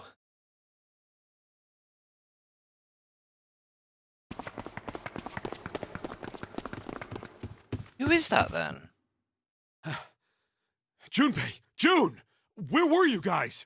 Did something happen? Clover is dead. Oh, I found her in the first-class bathroom. that's gone a different way.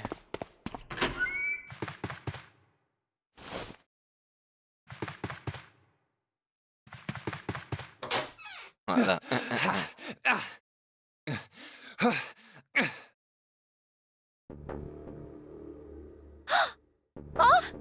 Clover. Clover. Is this the same dude that Why? wrecked us all before? Why did this happen? Clover. No way. Let's get out of here, June.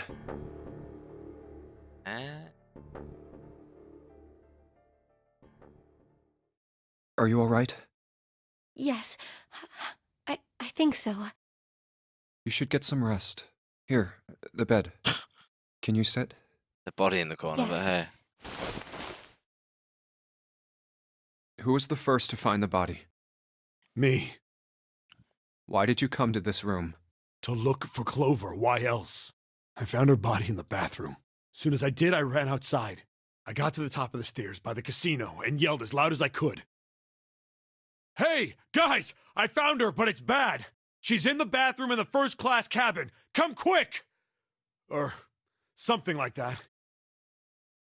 Then I went back to the bathroom. Ace, Santa, and Lotus showed up real soon after that. But I guess you two hadn't heard me or something because you didn't show. So I took off down the stairs to look for you. After that, I mean, you know the rest, right? 7. There's one more thing I'm worried about. What? You stuck one of those plates in between the door and the frame, right? Why did you do that? Come on, didn't I already tell you that? I did it so that the door wouldn't lock. So we could come back to this room? Oh, you think I did it? Well, I don't know. That kind of depends on what you say, doesn't it? For crying out loud. Follow me. A closet? Yeah. This is the reason. This safe. We couldn't open it when we were getting through this room. I figured there might be something pretty important in it. I couldn't stop thinking about it. I figured eventually we might figure out what the numbers are for the safe. And if we did, I didn't want to screw around with door 5 again. So I put the plate in the exit door so we could get back in that way. You get it now? Yeah. Still locked. Figured it wouldn't open. Huh?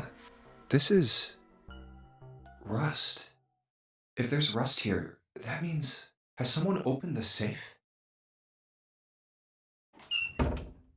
Huh?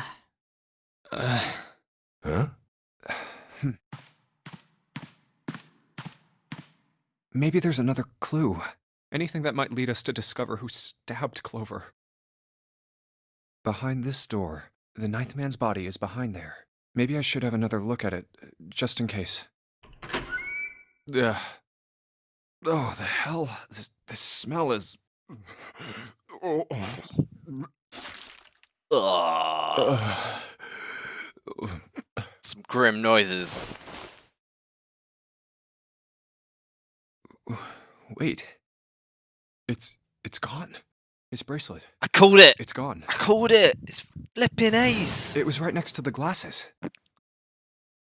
But why? Huh? Where'd Junpei go? Oh, there you are. Were you looking for something in the hallway? Yeah. Did you find something? No, nothing. What's up? Well, I wanted you to take a look at something. What is it? Clover. What was it you wanted to show me? I searched Clover's body again. A real shame. She was stabbed once in the back, probably by a knife or something. And I found this. What? I haven't actually looked at it yet. Didn't want to disturb the crime scene, you know? Basic stuff. Well, I did borrow one thing. What? I'm opening it. Truth had gone, truth had gone, and truth had gone. Ah, now truth is asleep in the darkness of the sinister hand. What is this? Some kind of secret code? A code. Sinister hand means the right hand. No, that's not right. In heraldry, the term sinister was used to refer to the left side of a coat of arms. Or more accurately, it referred to things on the left side of a bearer of a coat of arms. The left hand. The left hand. What does the left hand mean? Does the darkness of the sinister hand have something to do with the bracelet? There's 2 things sticking out on either side of the face. The left and right sides of the face. Left and right. Left and right. Right and left. Truth is gone. Truth gone.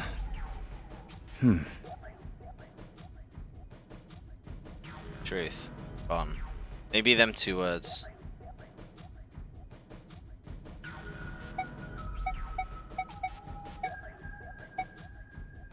How about switching the sentence around? Gone had truth.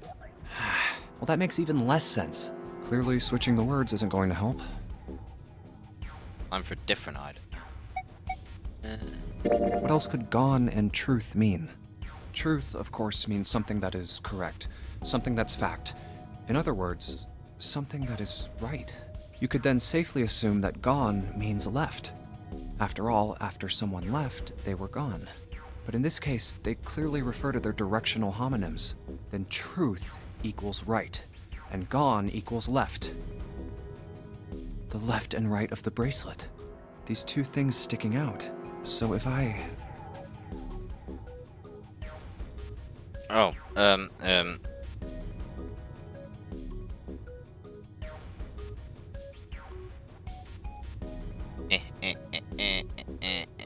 Where is it? Where is it? Truth had gone, so right and left, right and left, right and left.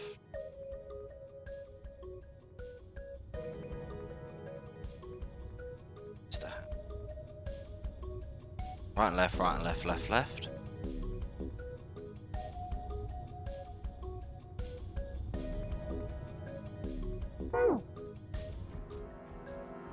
Right and left. Gun equals right. I'm a genius. Right and right, left, right, left, right, left.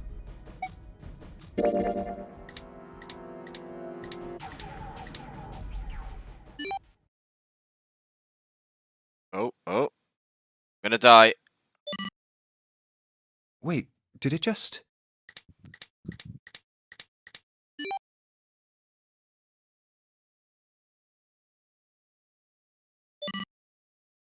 One, 4, 3, 8, 3, 4, 2, 1. I kind of feel like I should write that down. Huh? Hey, what are those numbers? 1, 4, 3, 8, 3, 4, 2, 1. 1, 4, 3, 8, 3, 4, 2, 1. 1, 4, 3, 8, 3, 4, 2, 1. 1, 4, 3, 8, 3, 4, 2, 1. 1, 4, 3, 8, 3, 4, 2, 1. 1, Safe. 4, 3, 8, 3, 4, 2, 1. 1 to the right, 4 to the left. And... Sweet, thanks for the reminder. Oh.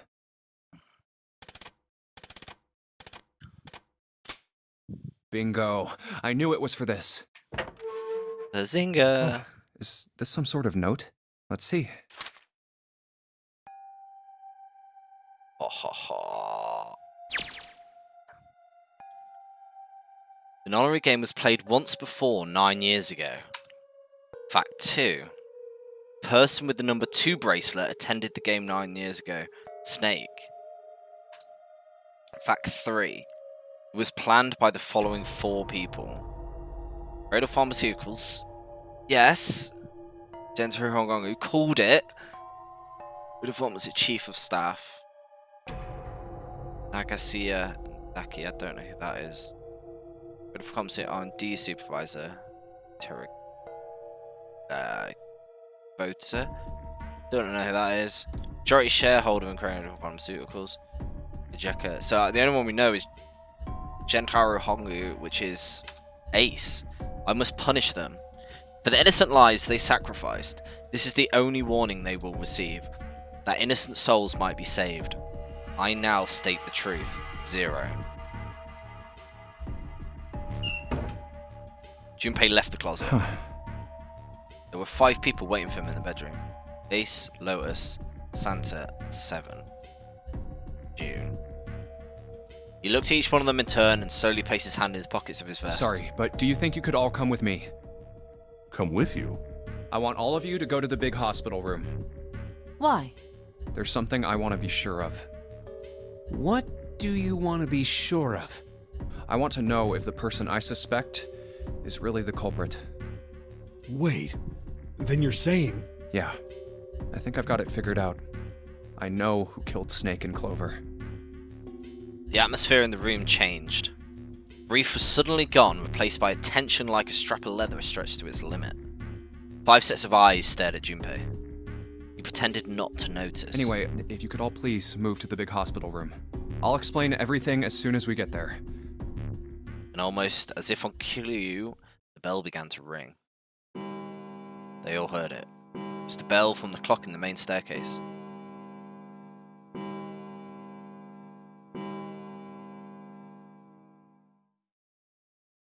Bell rang 5 times, then ceased. It's 5 o'clock. We've only got an hour left. We don't have a lot of time left. Let's go. Slowly, one by one, they followed Junpei out the bedroom.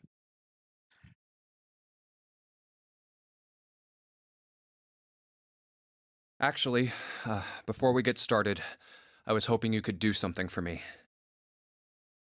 Junpei stopped in front of door 3 and turned around. Ace, 7, and Lotus, could you please place your palms on the red? Huh? Why? If we need to get to the shower room, why don't we just... No, we're not going inside. Once you've authenticated, step away from the door. Why? Please, just do it. Or perhaps you don't want to know who killed Snake and Clover. Junpei's implication was clear, and 7 understood perfectly. Fine. What about you, Ace, Lotus? Very well. Sure.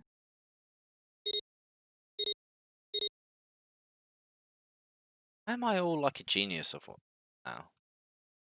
Once they had finished, they stepped away from the door as Junpei has instructed. The asterisk shone on the red display I panel. have this idea. I don't think this device responds to a hand placed on it. It instead reacts to a bracelet being brought close. You don't actually need a hand. Already worked that out. Junpei approached it and held his bracelet over the scanner. He made it quite sure he didn't place his palm in it and instead only brought his bracelet near it. 4th asterisk appeared, I knew it. just as Junpei had expected. It was possible to authenticate without placing one's palm on the red. As long as the bracelet was brought near it, they pulled the lever down.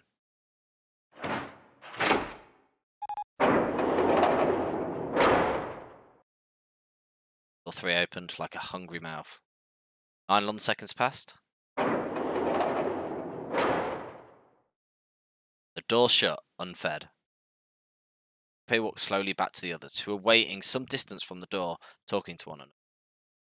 Santa June had joined them as well. Huh? It looked as though they hadn't found a chance to break into the conversation yet. As Junpei approached, they turned to look at him, curiosity playing on their faces. Full on, the other 3 did as well. What was that about? How should I know? Clearly, they were all expecting some answers. Thanks. I appreciate your cooperation. Someone's got the gun. Someone's got the gun. Clearly, they hope for something more forthcoming. He continued. By the way, Ace, would you mind if I asked you something? What is it? Do you know who I am? What? What kind of question? Just answer it, please. Who am I? You're Junpei, of course.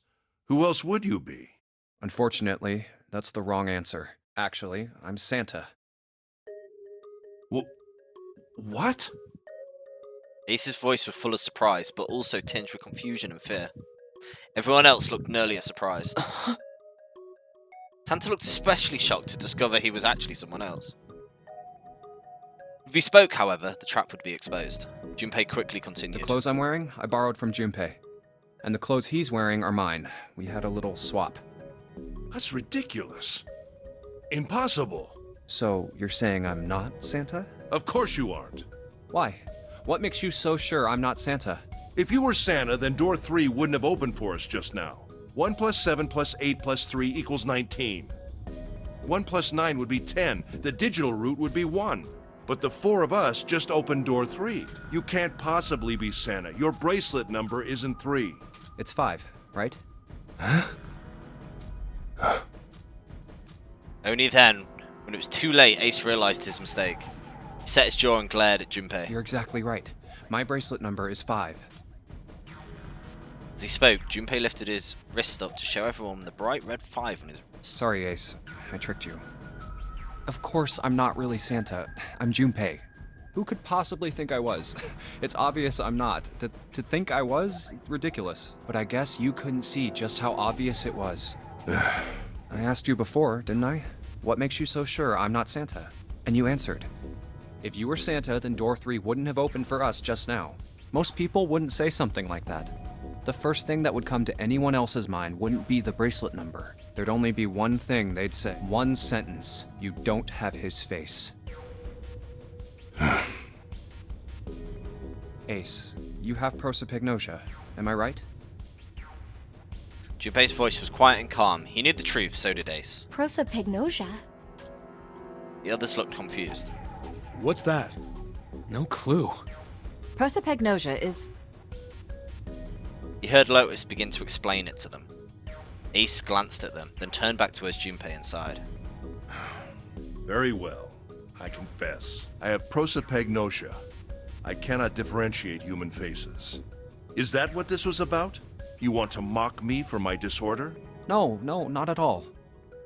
I'm not making fun of you at all. In fact, I feel kind of bad for you. No, the reason I brought this up is that there's an excellent chance the person who killed Snake has prosopagnosia. Ace's face tightened, his eyes narrowed. What do you mean? Junpei leaned casually against the iron piping of one of the beds. Oh, now he's trying to show off. Cool. I'll just come bro right out mood with it. activated. I think it was you, Ace. You killed him. Hold it! Junpei was suddenly very aware of 5 pairs of eyes on him. He had their undivided attention now. The room had grown very, very quiet. Junpei took a deep breath. That's ridiculous. What possible evidence do you... I have 3 pieces of evidence. The first, think back to a few hours ago. You made us argue over the 3 doors here in the big hospital room. There was no way all 7 people could go through them. Lotus suggested that we sacrifice one of us. Lotus looked away awkwardly. Junpei glanced at her and continued. Then you, Ace, said, I'll stay here. Why would you say something like that? It's pretty simple, really. You didn't want us to see the dead body in the shower room. You see, if Ace stayed behind, there were only 2 doors the rest of us could go through. Doors 7 and 8. There was no way we could get through door 3, the shower. You knew that, didn't you, Ace? That's why you volunteered to stay behind. Come on now. I think that's going a bit far. I can understand if you're jealous of my bravery, but please don't devalue my actions. I only wanted to save the rest of you. Surely you can understand my altruism. Altruism, huh? Junpei stared off into the darkness at something very, very interesting and lazy. Now he's just trying to show off, innit? He's like, cool bro mode activated. You already knew, didn't you? You knew that whichever doors we took, eventually we'd end up back in the big hospital room. What on earth are you saying? Of course I didn't know that. How could I have? Really? Yes. Pleading was not something they'd heard from Ace before. Junpei pulled a piece of wax from his ear, glanced at it, and flicked it off into the darkness. Oh well, Why is he that's cool. being like bro now? I've still got 2 more pieces of evidence that say you're the killer. The second is that, as I said earlier, you have prosopagnosia. Then you mean to imply that a person who can't distinguish human faces must be a bad person? Junpei, they call that prejudice. No, I am not that stupid. Then why? Well, before I explain, I suppose there's something I should tell you. The corpse in the shower room. It's not Snake's. What? Ace's face went pale. The others looked confused as well. The body wasn't I Snake's. didn't put it together right away, but there was something Clover told me. She said that Snake's left arm was prosthetic. He'd lost his real arm in an accident. But the body we saw in the shower room, let's call him Guy X. Guy X's left arm was definitely flesh and blood. In other words, Guy X couldn't possibly have been Snake. Oh God. No. That's impossible. Ace had started muttering deliriously to himself, shaking his head back and forth. Junpei was long past caring. Let's say, hypothetically, that the killer didn't have prosopagnosia. If that were the case, he would immediately realize that Guy X wasn't Snake. Even if the clothes were the same as Snake's, their faces would be completely different. It would have been obvious they were different people. And yet, they still killed him. Why? Why would they kill a stranger who'd only just shown up?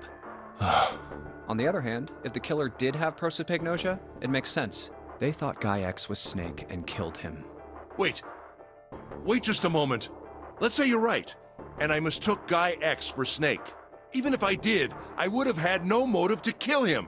Why would I want to kill Snake? I can think of at least 2 motives. 1, Snake knew about your past. If he ever revealed what he knew, that would have been really bad for you. You really didn't want that to Yeah, happen. man, this is insane. So to make sure Snake's mouth stayed shut, you killed him. 2. called it. I called it was him. Snake had a grudge against you. You knew that, or at least you could have easily assumed he did. Even without exposing your identity, he was a threat to you. You never knew when you might be attacked. You couldn't ever let your guard down. Every moment was a moment he might try something. Wait, does that mean Snake killed me in the other playthrough? You didn't want that Submarine kind of danger hanging over you. He's the only person So who could have been. Hey, hold on a minute. First time since the beginning of Junpei's explanation, someone beside Ace spoke. What's the past that Ace wouldn't want us to know? Why did Snake have a grudge against him? Look at this. He handed Santa a small piece of paper. What's this piece of paper? Santa squinted at the paper and began to read. The Nonary game was played once before 9 years ago. The person with the number 2 bracelet attended the game 9 years ago. It was planned by the following 4 people. Cradle Pharmaceuticals CEO Gentaro Hongo. That's him. What is this? Slowly, Santa looked up from the paper. His eyes met It's Junpei's. the message from Zero. It was in the safe in the first class cabin. Then suddenly, Give me a break! Ace's face was red and shaking. His voice was full of fury tinged with That desperation. paper is a lie! Someone is trying to frame me! Me. You said me, right? Junpei's eyes narrowed and the trap began to close. Ace inhaled sharply. His eye flickered off when Junpei to something, anything else. Wouldn't that mean you're admitting you're Hongo, the CEO of Cradle Pharmaceuticals? Or am I mistaken? It was as though a switch had been flipped. Colour drained from Ace's face as he realised what he'd done. His eyes went wide. Very well. I admit that much. I am certainly the CEO of Cradle Pharmaceutical, Gentaro Hongo. So what if I am? I don't know anything about this Nonary game that supposedly took place 9 years ago. Everything on that scrap of paper is bullshit. Someone is trying to set me up, you see? First of all, Ace stammered as he tried desperately to work himself to a more tenable position. Junpei, you're claiming I did this all by myself. Think that over, all right? How could I have killed Snake all by myself? Not Snake. It was Guy X. I don't care who it was. You said the killer put this other man into door 3, right? Yeah, maybe. Then I couldn't have possibly done that alone. I couldn't have opened door 3 with only myself and Guy X. Nope. You could have. Oh? Huh? Yeah, I'm definitely innocent, honestly. What? Ace's face was tight, his teeth were clenched. Junpei fixed him with a level stare. Why has Junpei become like bro detective now? It's like, yeah, so, think I got this sorted. Yeah. Actually, Ace, It's not like they're gonna die in like less than an hour now. when you were unconscious, I took something from you. Remember when you were injected with that anesthetic and fell asleep in the big hospital room? Yeah, back then, I took this. Junpei put his hand into his pocket. No! You couldn't have! Ace's right hand moved. Junpei smiled. I got you, Ace. Your right hand there tells me all I needed to know. You want to tell me what you were so worried about? What's in your pocket? It's the number 9 bracelet, isn't it? Ace, Guy X, and the 9th man's bracelet. That was all you needed to open door 3. 1 + 2 + 9 = 12. It's 2 + 3. I called it! Absolutely called it! That's how you killed Guy X all by yourself, Ace. When we realised you could take the bracelets off when Clover wrecked me. All you needed was the number 9 bracelet in your chest pocket. Ace lowered his hand from where it had stopped, halfway to his pocket. He looked down at the floor, his face hidden from Junpei. All he could see was the corner of Ace's mouth. Forgive Clover, she was having a bad day. I mean, chopping off my arm is probably a little bit of a limit to having a bad day. If you want to play innocent, that's fine by me. Go ahead, tell me. I don't have the bracelet, if that's what you want to do. But if you could take off your coat and hand it to me, I'd really appreciate it. Otherwise, we'll have to take it from you by force. Right, Seven? Yeah, it'd be my pleasure.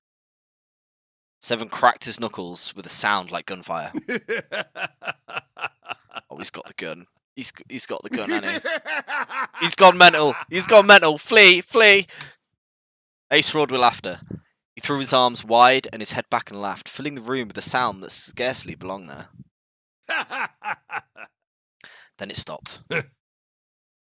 His arms came down and his head dropped to look straight ahead at Junpei. Oh God. His face was flat and cold, devoid of any emotion. Well done, Junpei. Did you say he has the gun? Yeah, the puzzle we were just in, there was a gun there. As you so correctly deduced, I have the number 9 bracelet. I retrieved it while we were searching for the missing hardware for the Red. I left the room I was supposed to search and headed to the first-class cabin on B deck.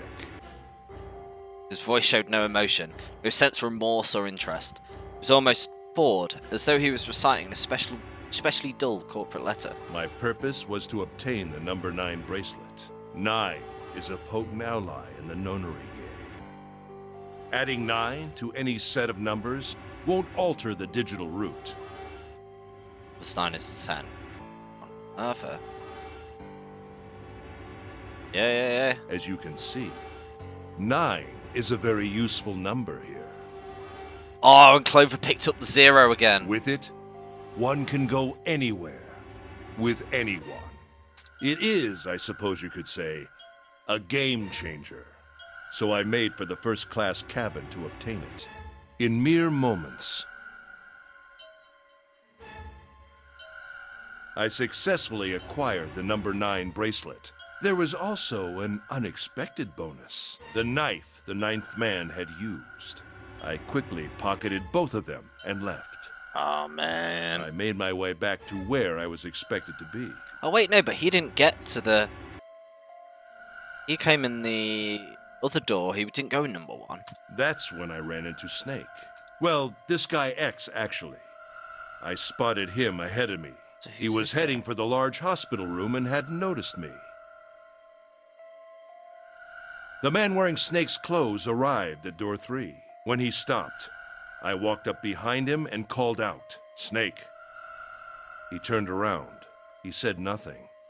His mouth simply hung half open. He seemed dazed somehow, almost like a man half asleep. Perhaps he had been drugged. It wasn't important. I tend to gloss over little things like that. I was certain that man was Snake. I knew Snake had taken part in the Nonary game 9 years ago. Being blind, it made sense that he didn't recognize me immediately upon our first meeting. But why then hadn't Snake said anything to me later? Surely he hadn't forgotten what had happened to him in the Nonary game. But not once did he attempt to confront me. Did his lack of sight prevent him from fully recognizing who I was? Or perhaps Snake had conspired with Zero to deceive me. Regardless, he was a threat, and it was better to deal with him sooner rather than later. I had to get rid of him before he took action. With quick thinking, my plan went into motion immediately. I held the number 9 bracelet over the Red. I waved my own bracelet in front of the Red, and then grabbed Snake's arm and shoved his hand against the scanner panel.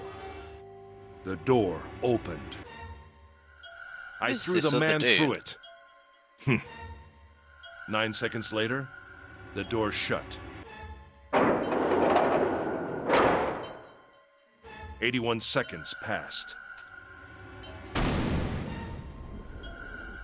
Damn. Who's this other dude? I think that's like the next question. After that, I returned to my post. He must as have though had a nothing 2 had bracelet happened. as well. After conducting my own search, I returned to the large hospital room when the 1 a.m. bell rang. Ace's eyes were cold, his cheeks were hollow and pallid. When he spoke, only his lips and tongue moved. The rest of his face was eerily still. Junpei glared at Ace. He took a deep breath and thought about the next question he had to ask. He didn't want to. He knew what the answer would be. He just didn't want to hear it. Junpei swallowed and spoke. Ace, did you kill Clover? Yes. Why? Why did you kill her? She was Snake's sister. It was possible he had told her something dangerous. Additionally, she had gone through door 1. It seemed likely she might have found it. Found what? Why don't you go through door 1 yourself? Perhaps it's hidden somewhere. Seminole Lotus interrupted. Yeah, but Lotus and I went through door 1 too. We didn't see anything suspicious. Yes. I thought as much after I heard your report at the central stairs. I doubt the two of you could find it. Huh? But perhaps Clover was different.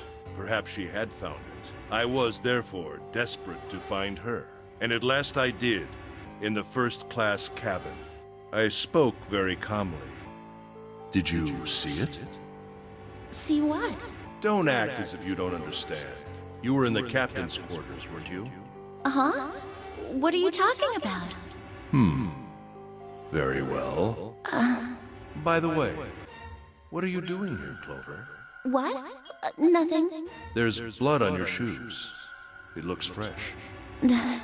Did you go take a look at the ninth man's corpse? I see. Your silence suggests that you noticed. You saw something, didn't you? You saw that his bracelet was gone. No! Oh boy. She made for the exit, but Ace stood in her way. You aren't going anywhere. Caught her by the collar as she passed and threw her to the floor hard. You're staying here. No! She leapt back up, darted past him into the hallway. Ace followed at a run. Don't you run, little girl. He was faster.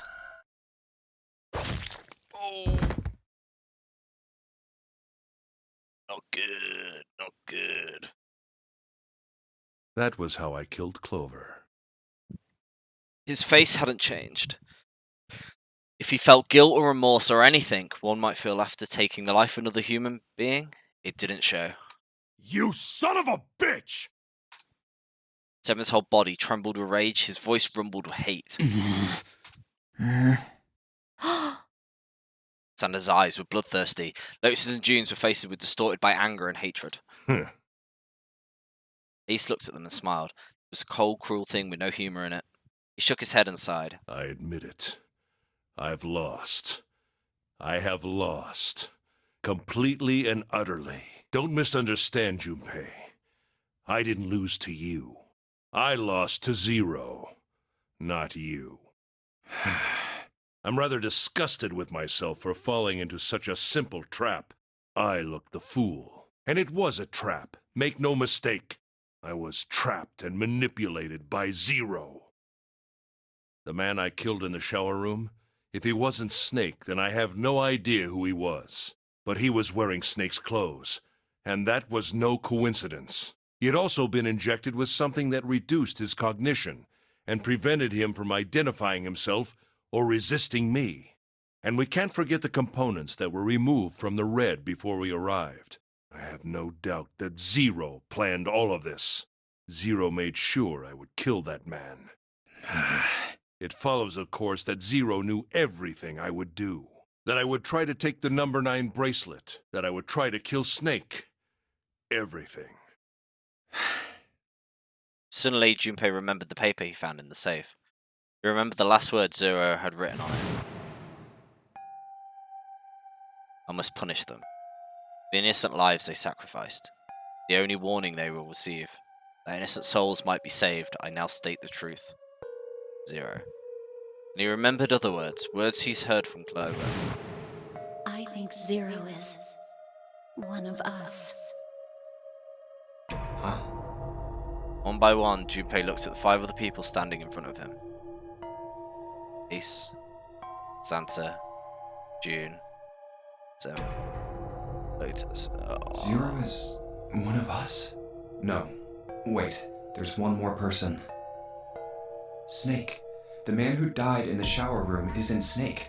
That means he's almost certainly still alive. Maybe Snake is Zero. Maybe he made Guy X wear his clothes so that we'd all think he was dead. Now you look at his arm, you Snake can now. see how straight it is. Ah, What if okay. he's off somewhere laughing at us? If he is Zero, he must have been lying to us about everything else. Is he watching us?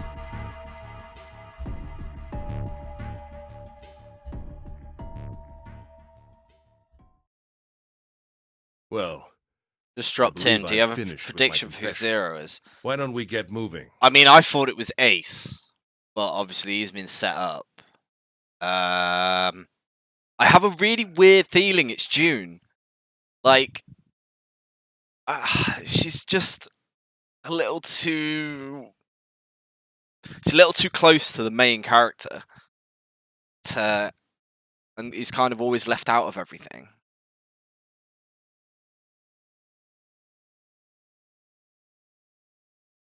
It's either that or maybe Santa. He's not really got a reason for it. There's something to do with his sister. His sister might have been in the last game. Obviously, Seven's a policeman. And the other one's some kind of mad hacker whose kids were in the game. I don't know. I think I'm going to go with June or Santa at the moment. I did think it was Ace, but this is just kind of seems to be just the whole plan's to fuck him over, which makes you wonder why everyone else is in it. For Santa, it was the last straw. What the hell is this shit? You aren't going anywhere, you son of a bitch! We're gonna leave your ass here to rot! Why? Because I killed Clover? That's ridiculous. Why are you Yeah. so upset that I killed the little bitch? She was nothing to you. A stranger you only met a few hours ago. Am I wrong? Yeah, you still don't go, well, I'm going to bastard! murder him for the sake of it. Seven roared and lifted his fist that would likely have shattered Ace's jaw. But someone else was faster. What? It was Lotus. She stepped towards Ace, raised her fist of her own, and shoved it straight into his nose. Blindsiding me with a punch, huh? You've got some fire, don't you? I confess, I rather like a tough woman. Oh, don't make it weird. He sniffed and wiped a small trickle of blood from his nose with a raised eyebrow. Well, maybe you'd like another one then. Before that, let me give you one of my own. Huh? He's got the gun. Snakes. Oh. He snaked his arm around her and pulled Lotus's back up against him. The same motion he wrished into. Oh, yeah. Called it! Called it! It was a gun, the revolver. Oh, and he needs her to get out. If any of you so much as blink, I won't hesitate to pull this trigger. I've already killed 3 people. Don't think I'm not ready to make it 4. Wait, 3 people?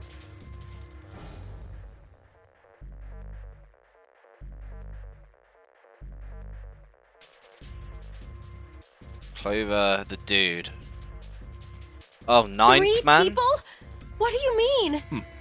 Very well. The ninth man did say Let he me told take me this to do it, didn't he? opportunity. The person who killed the 9th man was me. Yeah. Although I suppose to be more accurate, I encouraged him to get himself killed. While we were examining the main staircase, he came to me and told me his name. I recognized it at once, so I gave him a little push. Just a little white lie.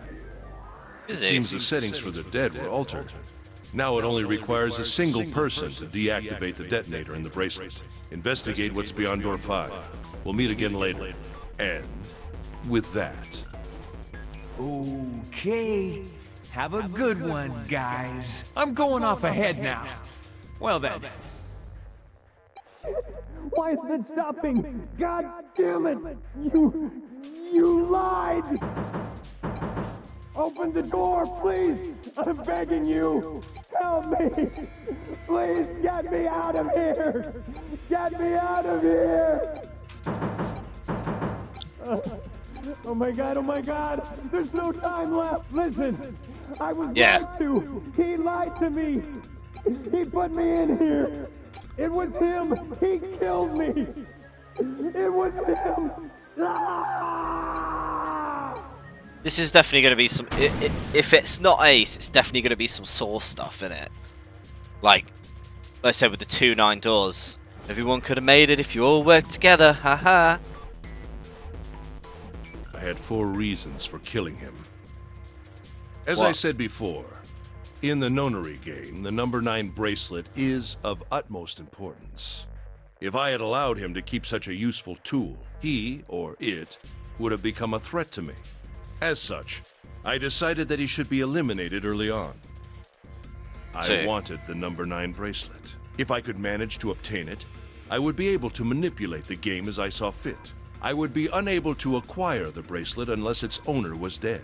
That's the second reason. Even setting aside his number, he would have been nothing but trouble for me. He was aware of my past. He knew what happened here 9 years ago. It was important that I eliminate him before he was able to disseminate this information. Lastly, I wished to conduct a simple test. A test to see if this Nonary game was serious, or a poor attempt at a joke. I needed to be quite sure. As such, I encouraged him to act against the rules so that I might observe the outcome. Junpei glared at him. I don't get your third motive. What the hell happened 9 years ago? Didn't I say? The Nonary game was played. I planned it out, and I conducted its execution. Why? What on earth was it supposed to do? I don't really think I have any obligation to tell you that. Ace smirked. He was trying to provoke them, and it was working. Although Ace paid little attention to Lotus after catching her, the gun was never waved from her temple. She looked quite pale, and when she spoke, her voice shook. Hey, what's with this gun? Where did he get this? Why don't you tell her, Santa? Santa ground his teeth and glared at On the Ace. other side of door 6, we found the gun in the coffin in the cargo room, right? The bastard must have grabbed it when we weren't looking. Indeed I did. That was a pretty serious mistake, you know. Just saying you intended to leave it behind.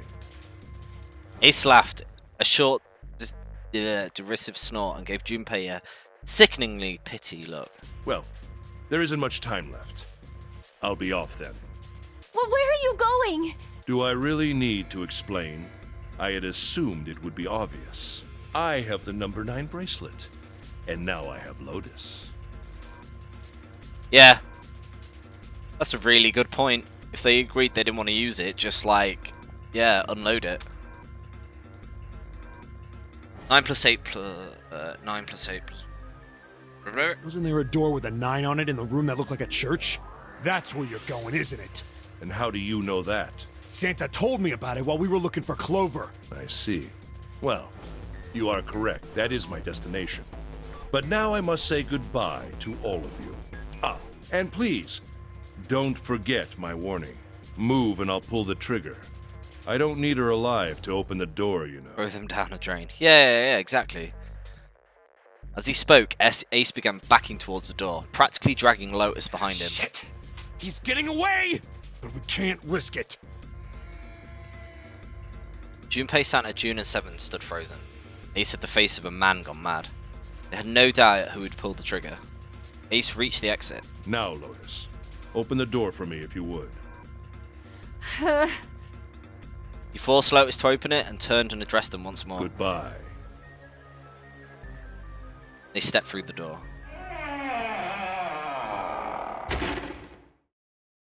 Fell shut. Blink of an eye, they were gone. Damn it! Soon as Ace and Lotus were gone, Junpei and the others leapt for the door in pursuit of Ace. But Junpei laid her hand on the doorknob. See, this she's so convenient. What is up with this woman? June was kneeling on the floor, breathing heavily. Hey, June, what happened? Are you alright? Santa ran to June and wrapped his arm around her before she could collapse. Before she could collapse all the way. Jesus, you're burning up. Your fever's back. Are you okay? June's fever had returned, again for no apparent reason. Her eyes was watery, her eyelids drooped, her breath came in dry, shallow gasps. I'm okay. Really, I'm fine. You should be worrying about Lotus. They get out. But... Junpei was torn. He couldn't leave June alone in the state she was in.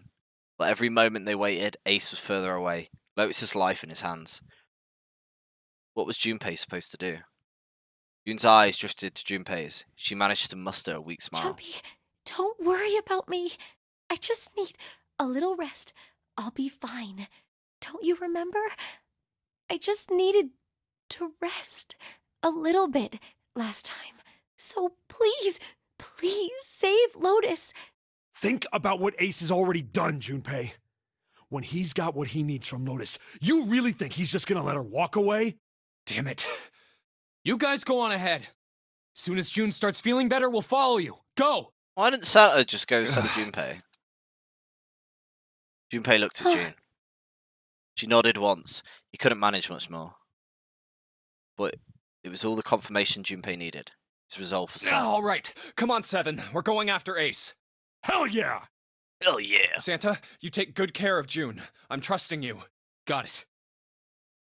Santa nodded. Junpei turned before he had a chance to change his mind and started running towards the door. He could hear Seven's heavy footsteps behind Let's him. go! Junpei and Seven exploded into the hallway, their feet pounding the metal floor as they ran. Just want to quickly check something. Sorry.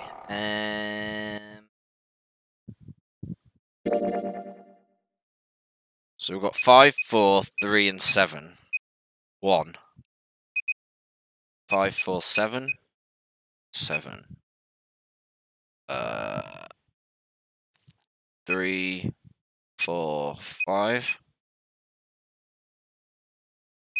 3, 4, 7. 3, 5, 7. Ah, they're a little bit buggered, aren't they? Junpei and Seven exploded into the hallway, their feet pounding the metal door as they ran.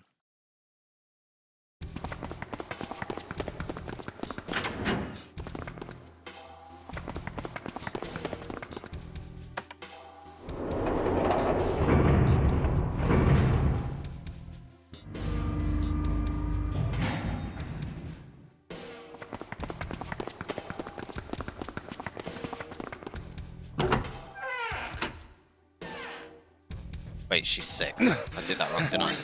There's no 4. 3, 5, 6, 7.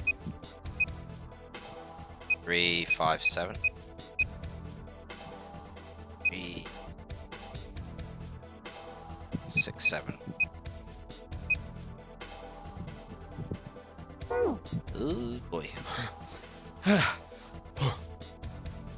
Junpei and Seven finally arrived at the church, exhausted and out of breath. As their lungs struggled to catch their breath, their eyes frantically scanned the room. Where are they? I don't see them. You think they already went through? He reached up to wipe a palmful of sweat from his brow. Maybe. Even as he spoke, Junpei was already on his way to the larger of the number 9 doors. Let's check the red. Display read vacant. He spun round and headed towards the smaller door. The red would tell him if Ace and Lotus had moved to another room. Engaged. It's occupied. That means Ace and Lotus went through here. Yeah, it seems like it. Junpei and Seven stepped away from the door. They retreated to the center of the room and began to talk. What do we do now? Yeah, what should we do? Well, the big door is still vacant, but... The two of us can't do anything with it. Yeah, not even counting how our digital route isn't 9. Just then, they were pondering what to do next. Is it bonk, bonk, bonk? Yeah. Noise. Noise like someone hitting a thick... Oh, is this... What's that sound? Snake. Is he trapped in the coffin?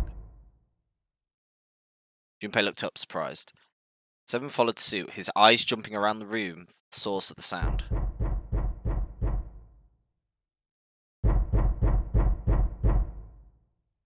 It's coming from over there. Wasn't long before they found the altar. Or more precisely, what was on it. The coffin.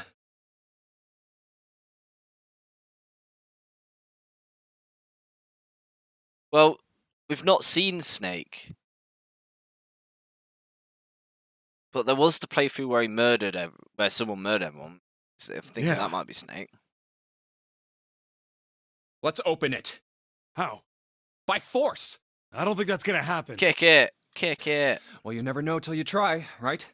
The only necessity for success is the willingness to suffer 1,000 failures. Who said that? I forget. Anyway, we've got to try. Junpei and Seven leapt at the coffin, grabbed hold of what purchase they could find and pulled. When has that ever worked during this whole thing? Wait, who was still in, like... Damn it! Steak is in there.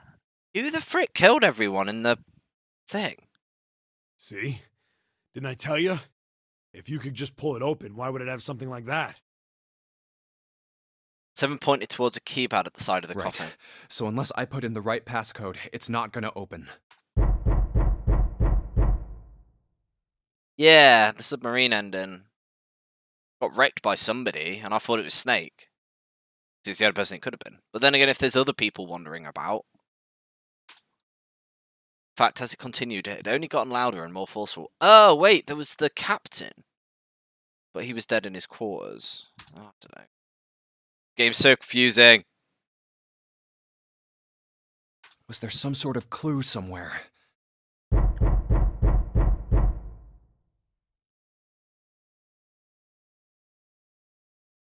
He stood there for a few moments, staring at the coffin. Then Seven spoke. Hey, Junpei. I remember you mumbling about some weird numbers over by the bathroom in the first-class cabin. You got those numbers by solving the secret message Clover was holding, right? Truth had gone, or something like that. Yeah, that's right. What about it? Well, maybe that number's the passcode for this thing, too. Come on, that's impossible. Those numbers were the code to unlock that safe. Yeah, but the person who set up that safe in this coffin is the same person, right? Zero set up both of these. Yeah, probably. Well, then they might have set the same passcode for both of them. That's ridiculous. Why don't you just try it? I mean, it's not like you'll make things any worse. It'd just be a waste of time. There's no way they're the same number. How do you know that? You never know until you try. The only necessity for success is the willingness to suffer 1,000 failures. Just press all the numbers. Who said that? You. Yeah, we get it. You're in there. Fine. He knelt down in front of the keypad and looked at it.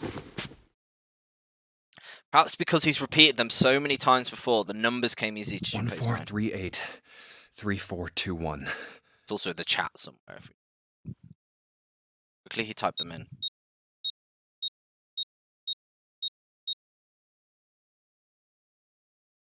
He checked that he'd entered the right numbers, took a deep breath, and pressed the E button.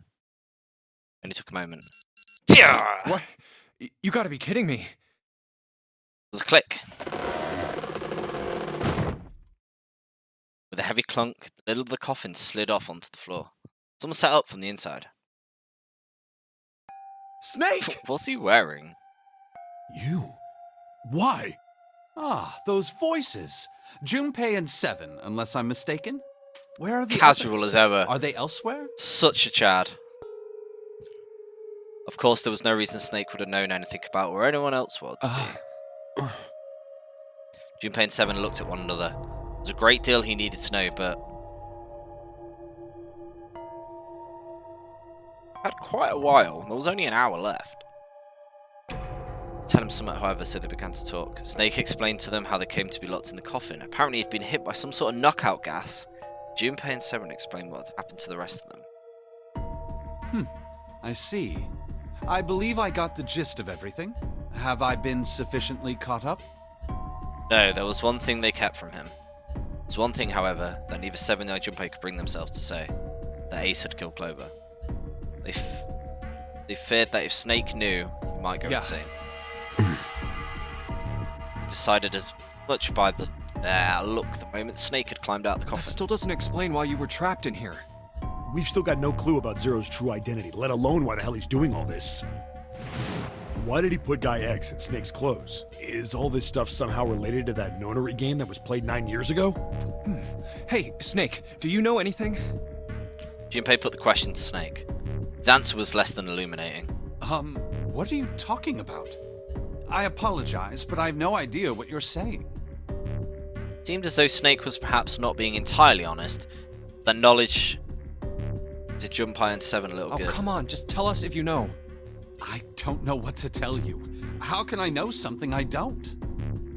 No matter how many times they asked, he insisted that he knew nothing.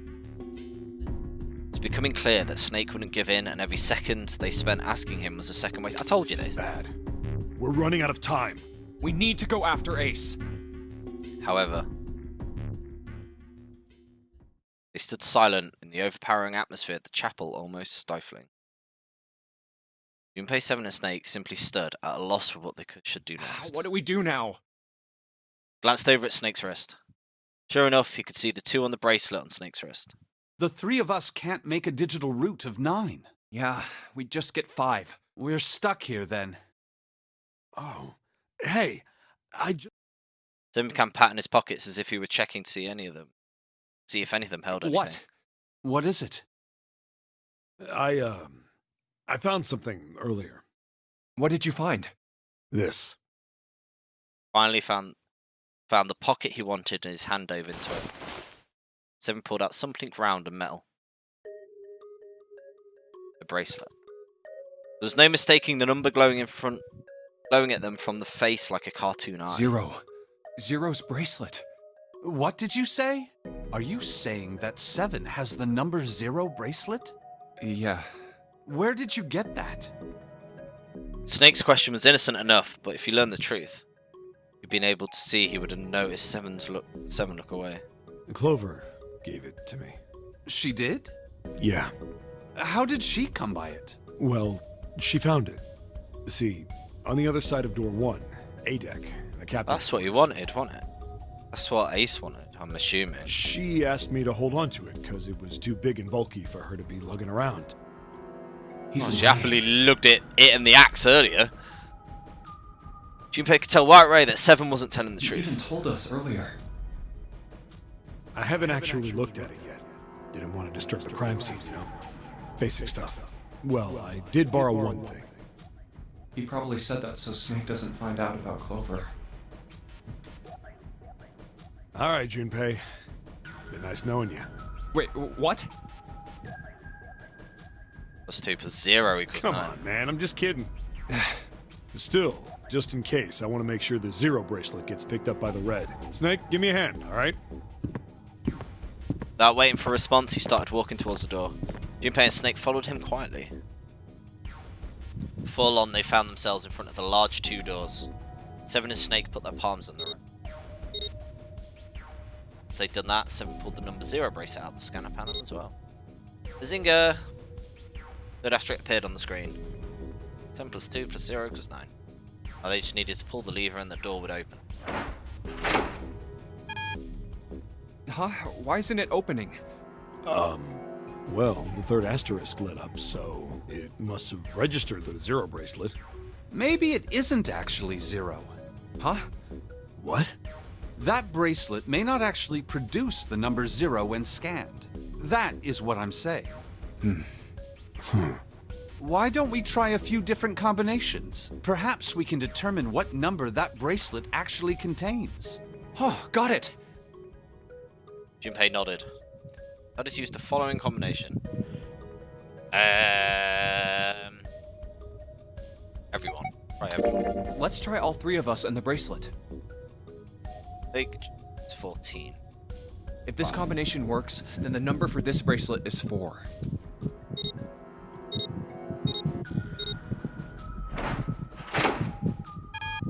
Oh.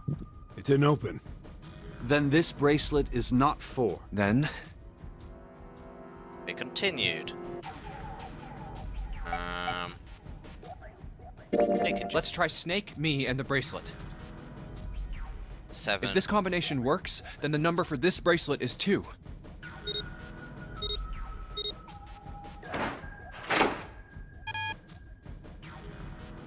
It didn't open.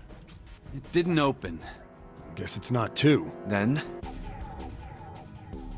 Use that one. let's try me, 7, and the bracelet. 5 + 7 = 12. Oh, it's 1 + 2 = 3. If this combination works, then the number for this bracelet is 6. Scanned in their bracelets.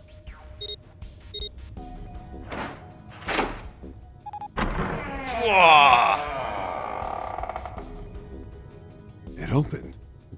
Yes, so it would seem. Seven clearly had a thought their experiment would produce anything useful and looked rather confused. Snake was, as usual, calm and smug. Door slid closed. Junpei's forehead furrowed as he That thought. means the bracelet is actually 6. 6, 0, like June. But how is that possible? The display on the bracelet clearly shows a 0. Suddenly, somewhere beneath them, they heard the creak and the groan of tearing metal. With it came the sound of water pouring into parts of the ship that took... Oh, God! Oh, man, that's not good. I guess our time's just about up, huh? At any rate, we know now that the door can be opened. Let's go! But, Snake, are you sure? Yeah. You know that only Junpei and I can go through this way. You needn't worry. I have a solution to this problem. My last resort.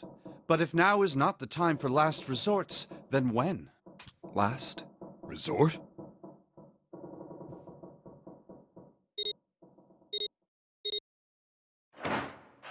He's just gonna dive in, isn't he?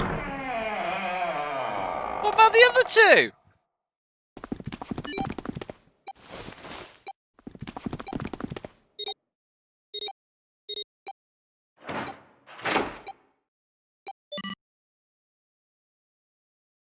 So he's not. Yeah, man. It's definitely. We're saying it's Snake Chad. He's such a guy. Hey, Profaxor, welcome back. Junpei 7 and Snake ran full tilt down a long, straight hallway. They were headed for the stern of the ship and had no time for distractions. As they ran, 7 spoke. Gotta admit, you really surprised me there, kid. I couldn't figure out how the hell you were gonna get out of that one. How come you didn't do that right off the bat? As I told you, it was a last resort. Had I used it at the beginning of the game, I would have come under a great deal of suspicion. Did he just jump in? Wait, did I miss that? Fucking just chatted it.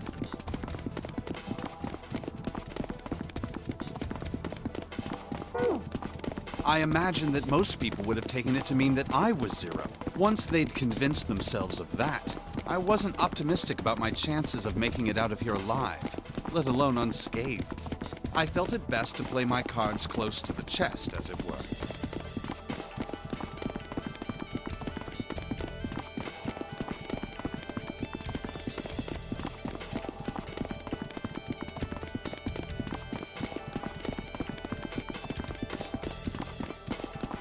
That way, if I were in a situation where there was nothing else I could do,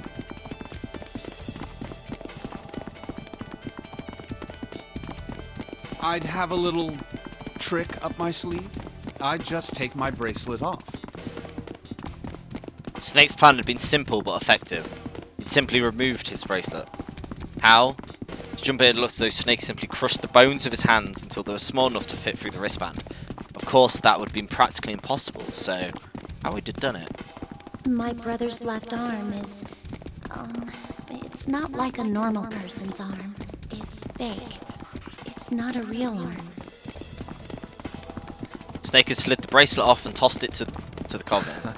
I know this is kind of a weird thing to say, but I'm glad that's a fake arm. Don't have to be afraid of the door if you don't got a bracelet. You are correct. He walked through the door easily, without authenticating. He stepped out on the other side, unscathed, and began running down the hall alongside 7 and Junpei. He kept running for a while longer, then eventually came upon a set of stairs leading downwards on the right side of the hallway. He stopped and peered to the staircase. I think these stairs connect to the bottom deck. Doesn't look like it's underwater. They nodded quickly to one another and jogged down the stairs. It took only a few minutes to make their way to the bottom deck. There was a single hallway in front of them, the end of which was a single Let's door. go through that door. Junpei threw it open. Inside a massive iron gate. A plate was affixed at the top of it. Red incinerator. Incinerator? Oh my. That doesn't sound very pleasant. Do you see a lever near the gate, perhaps? Yeah, right over here. How did you know that?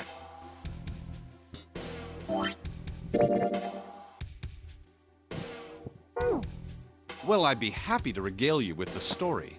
I imagine it should only take half a day or so. Junpei grumbled and gave Snake a dirty look and jogged over to the lever. If you pull it, the door ought to open. Got it. He pulled the lever down.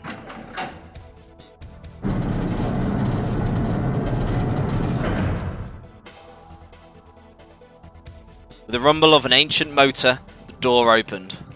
There was no need to hold back and no time to hesitate. They pushed their way inside. Standing in front of them were Ace and Lotus. Ace still held the revolver in his hand. It was still hard pressed against Lotus's temple. A small dark bruise had become formed near the tip. Even from several yards away, Junpei could see that Lotus was shaking. She was terrified. But perhaps more interesting was what Junpei saw behind them. 9. Another number 9 door. What? Why? Why is there another one? Door stopped Junpei in his tracks. It simply shouldn't have been there. His brain finally began to consider why. Whine of a warning klaxon filled the air, drowning out any thought. Warning. Warning. Emergency incineration command has been acknowledged. Automatic incineration. Oh my god. In 9 minutes. Who would have thought? Really? 9 minutes? Please evacuate the incinerator immediately. Oh my, how exciting. You've run quite a show here, Zero. Terrifying smile twisted Ace's What's face. the matter? Too frightened to understand? Here, let me explain. It's said that the incineration system is about to activate. In 9 minutes, this room will be engulfed in flame. Who are you? You don't recognize me? I'm hurt. It's me, Snake. Snake? Oh yes, you are alive.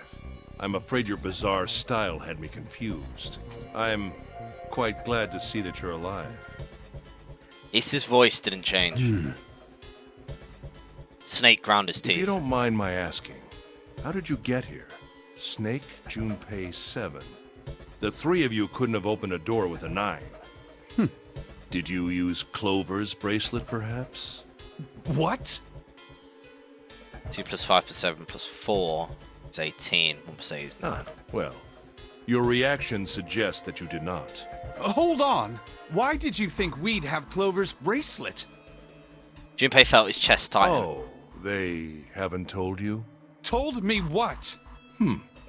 Clearly not. Normally I would take some time and enjoy the moment. But I'm afraid my time is at a premium just now.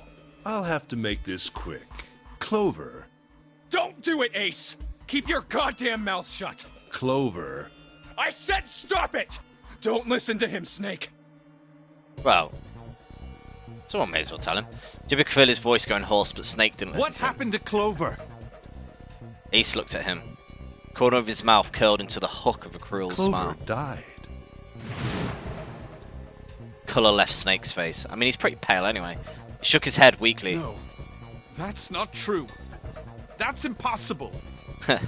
It's a lie. It has to be a lie. That's not true. That's impossible. Oh, it's quite true. I can assure you of that. I killed her myself, you see. What? I'm sorry, did I stutter? I killed her. Snake's face twisted into a mask of rage, mottled red rising to dot his pale skin. His entire body shook. It looked to Junpei disturbingly like a demon. I would have rather she died with less suffering. A bullet in her brain, perhaps, would have been ideal. Unfortunately, that would have made quite a bit of noise. Imagine being a convenience store clerk. Ace walks in, buys a coffee, and leaves, and then you go the rest of your life not noticing you just served a serial killer. That's a really dark thought. That's a really weird thought. That could happen to pretty much anyone. I mean, if they live near a murderer. But yeah, that's a bit unsettling when you think about it, isn't it? Circumstances being what they were, I was forced to settle for the knife. The one the 9th man had, you remember? I believe I caught her just below the shoulder blade. I was rather lucky, in fact. My first thrust went right between her ribs. I played this game when I was a kid, so I really thought he was just a nice old grandpa. Her flesh man. was so soft. I mean, I suspected him, but yeah, if you thought he was a nice old dude, like, yeah, this would be crushing. My knife slid in so easily. There was no resistance. This is really creepy. That feeling was... I confess, I feel rather excited. Ooh. It is a powerful memory.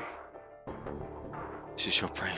Yeah. Someday, perhaps, I hope I can feel it again. Dude, this guy is Creepy. Incineration will begin in 7 minutes. I'm going to kill you. Snake's words were a guttural growl barely audible. What was that? I'll kill you. I'll kill you. Ah, so you're going to kill me. Please do. Come now. I'm waiting. I wouldn't fuck with Snake. Like, he is a Don't bro. do it! Don't listen to him, Snake! Stop it, kid. He's screwing with your head. Is there a problem?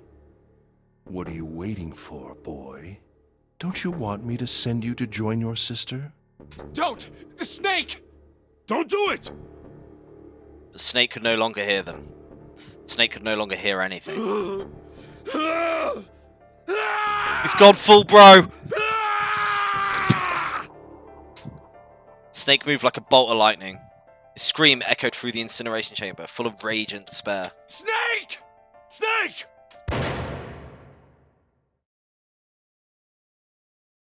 Clover and Snake have the same case of crazy, it's hereditary. Yeah. Except Clover did a bit better.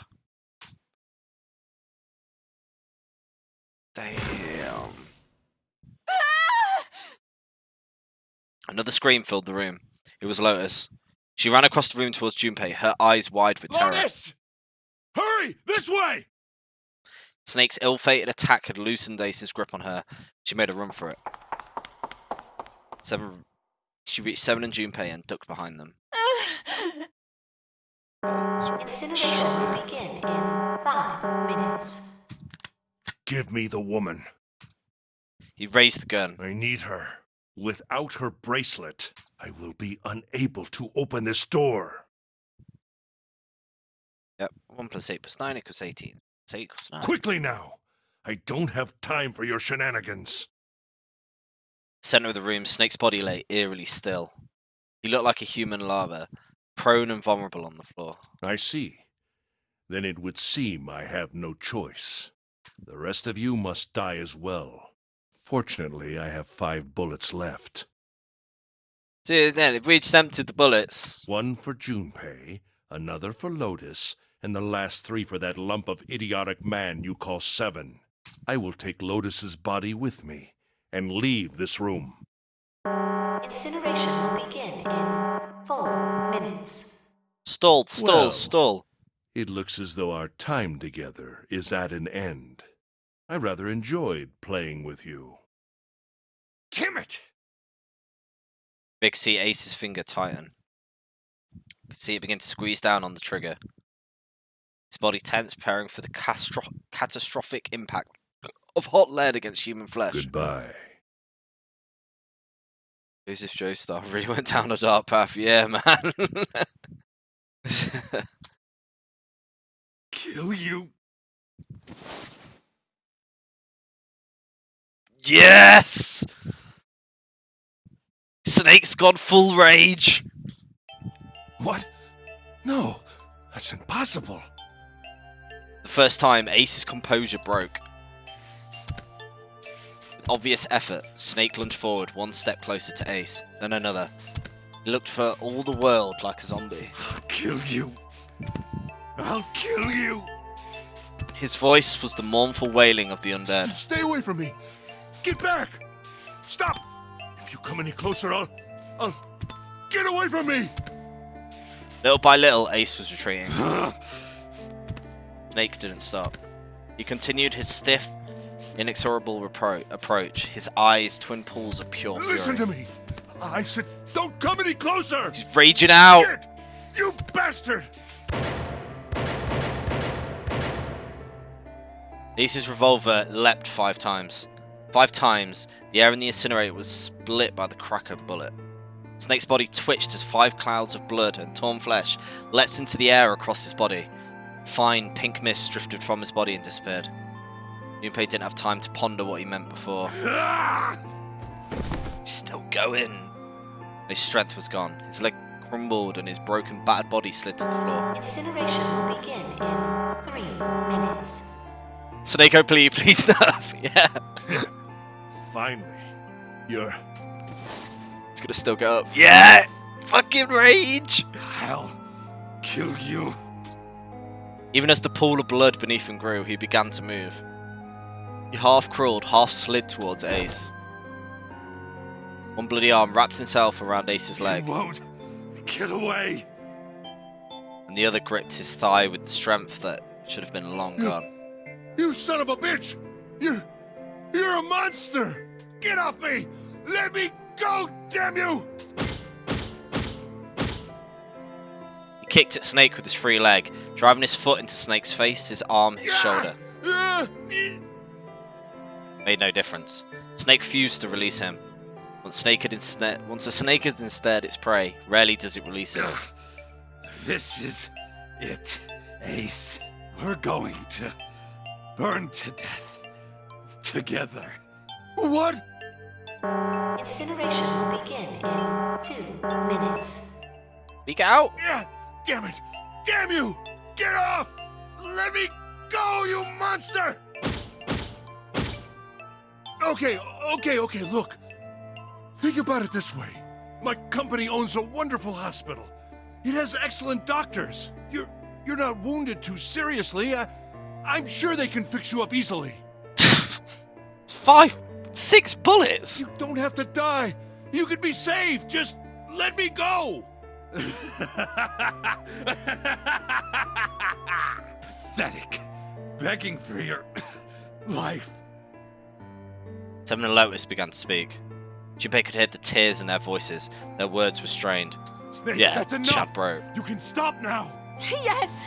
He's right, Snake. You've done enough! Come on, Snake, let's go. Let's get out of here. You have to come with us. We have to leave together. Snake turned towards them. He coughed, blood splattered across the floor, and he smiled a sad sort of smile. I apologize, but I'm afraid I can't do that. You'd best forget about me. You need to leave soon. I'm going to take him with me. Shut up! Be quiet! I couldn't save Clover. My sister died because of me. Perhaps this will begin to atone for that. Perhaps in the afterlife, she can forgive me. Yet battered. Now go. Go now. You have to go. Incineration will begin in 1 minute. God damn it! Shit! We're out of time! We gotta go! Seven ran towards the exit. Lotus followed him. But Junpei couldn't move. There were white lines down Snake's cheek where his tears had washed the blood away. He was broken, body and soul, and Junpei felt as though half his own heart had been torn out. His eyes stung, and he tried desperately to swallow to clear the lump in his throat. Junpei, what are you doing? You have to get out of here now! Junpei's chest tightened, all taut by anger, misery, and a cold feeling of emptiness. Raw emotion surged through his heart alongside the torrent of blood. He could feel it building, a tremendous wave growing taller and taller. Ace crying because he can't see faces while Mr. 250 IQ, 4 master's degrees, can lift 200 kilogram of me. Snake dragged him to hell blind with one false arm. Yeah, man. Yeah, it's a very good point. Dude, Snake is insane. Then it broke, crashing down with tremendous force in a shaken, unprepared mind. Snake! Snake! I feel like I play Metal Gear. Junpei's rational mind was gone. He was driven by instinct now and launched himself across the floor at Snake and Ace, or he tried to. Wait! Don't be an idiot, Junpei! He felt a hand grab him from behind. It was Seven. Before he had time to react, the larger man had pinned Junpei's arms to his sides, hurling him bodily back towards the door. No! No! I have to help Snake! Snake! Get off of me! Let me go! Incineration will begin in 10 seconds. 7, 6. Fail. I don't get a choice, kid! Don't blame me for this, alright? 5, 4, 3. Get out, get out, get out. Can they get out? 7 plus... Well, it's out. 15, 20.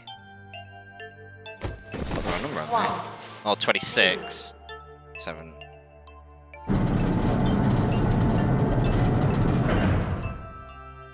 Gates 2 and 3 are locked down, beginning incineration.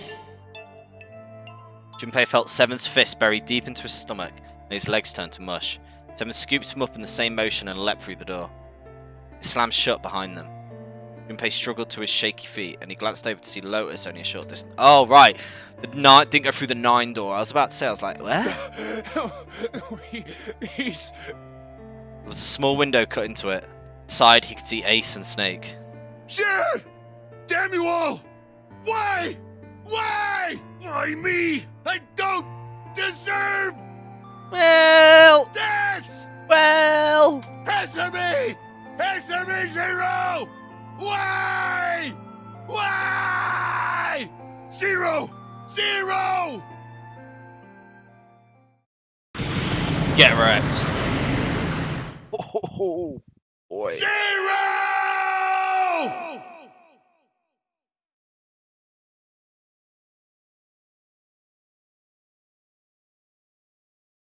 Zero roasting s'mores over Ace's corpse. Didn't know how much time passed. He didn't know how long he stood there in front of the incinerator. They forgetting that the boat's sinking.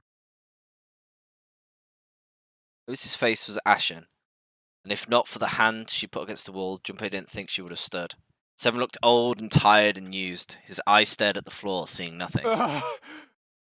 Junpei said nothing. He simply began to walk towards the open door, the hallway they'd come down earlier.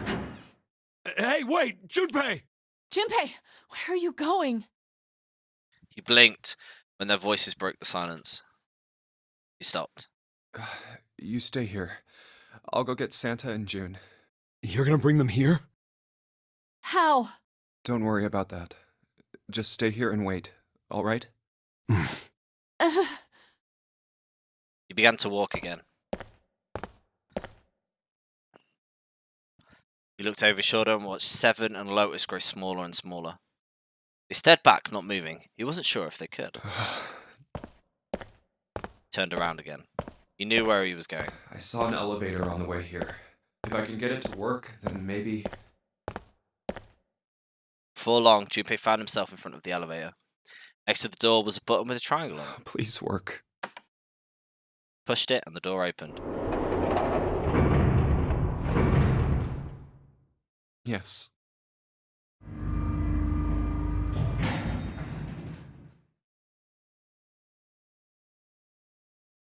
Junpei was in the large hospital room. June! He kept calling and walked to the center of the room.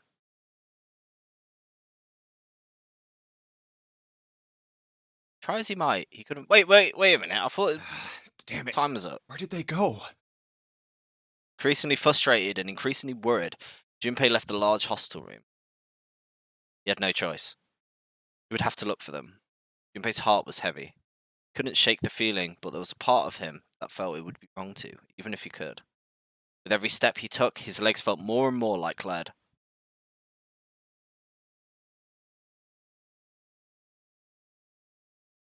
Oh, not more death.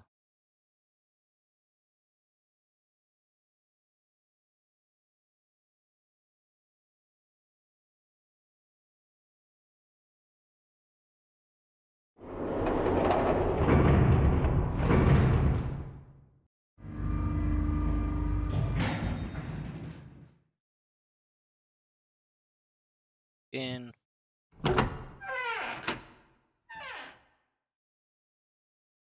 Sometime later, Junpei found himself at the chapel. He stepped inside, expected to find nothing. There on the red carpet in the center of the room, June. No, code names didn't matter anymore. She was Canny. Connie! Junpei cried her name and ran. Like lightning, he ran across the room towards her. Connie! He stumbled to a stop. He looked down at her body. Oh, not more death. Lying so still on the floor, he felt an icy grip of fear upon his heart. She was still, No, so very still. It can't be. It's impossible. Slowly, Junpei bent down toward her. His hands shook. He felt very cold and very hot at the same time. He forced himself to look. Her back was moving. Slowly, it rose and fell. Relief washed over him. Connie! Junpei reached down gently, very gently, lifted her up. Connie, are you all right? Jumpy? Her face was pale, her lips dry and cracked. Her eyes were blank and cloudy. They stared straight at Junpei but saw nothing. Trembling, Junpei wrapped his arm around her back. She was cold, very cold. Junpei tried to convince himself that it was only his imagination, but she felt as though she were fading away. He could feel his heart pounding frantically in his chest. Connie, what the hell happened to you? You feel... Jumpy, I'm sorry. The voice was very faint. I might not make it. Oh man, we just went through all that. No way. No way I am going to let you die. I am going to save you, I promise. Thank you, Jumpy. Thank you so much for everything. I was really happy to see you again, Jumpy. Really happy. Oh, don't give me that I was crap. You're going to see me again lots more times. You just got to hang on. All right, Connie? Jumpy, did you know you meant a lot to me when we were kids?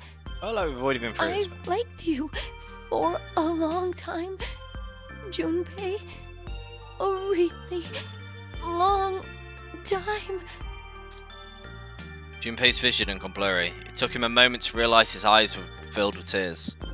He could feel a piercing point of heat deep in his heart, like a white-hot flame. Same here as the sub-ending. Ah, fair. He looked down at Akane. Oh no! There was a crack of static from above his head, and a voice spoke. Zero. You son of a bitch! Where are you hiding? Junpei frantically scanned the ceiling for the source of the voice.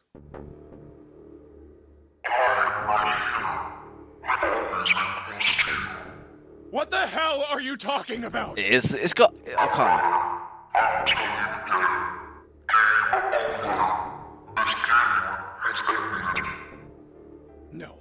No, it hasn't. I'm not gonna let it end yet. I'm gonna get out of here with Connie.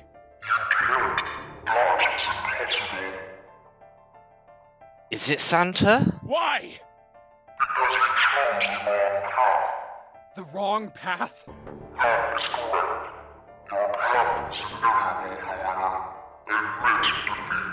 Oh, it's getting really meta now, isn't it?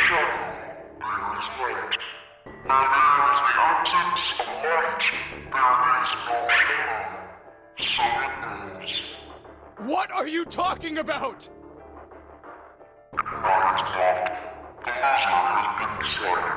I told you! I am not gonna lose! He's arguing with it, so he's there.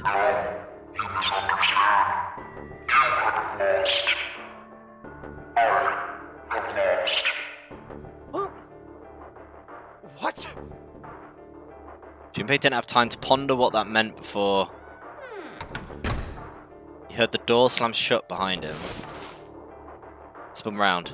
There was no one there. Was it Zero? Connie, wait here. I'll be right back, I promise. She managed a single nod. Junpei laid her hand back gently and leapt. And leapt? For the door. He yanked it open and shot outside. No one.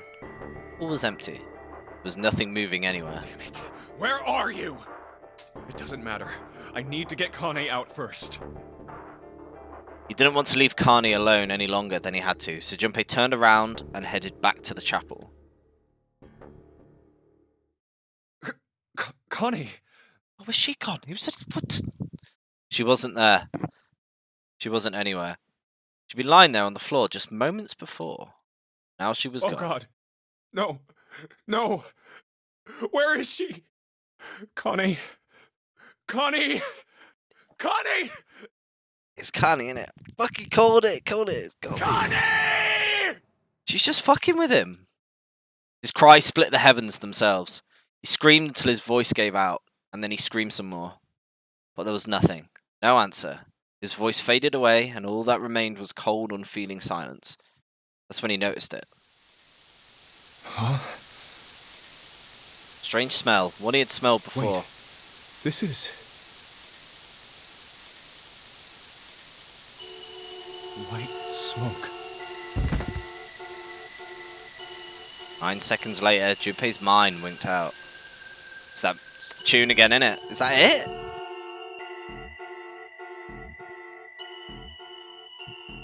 What?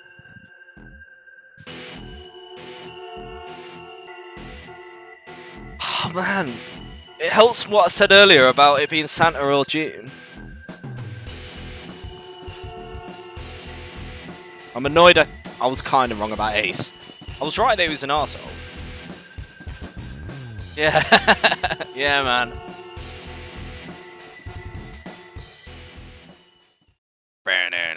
Or is it? Cheeky little thing there. Man.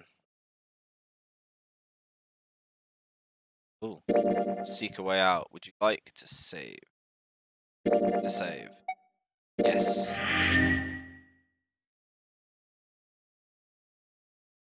And what's that key mean?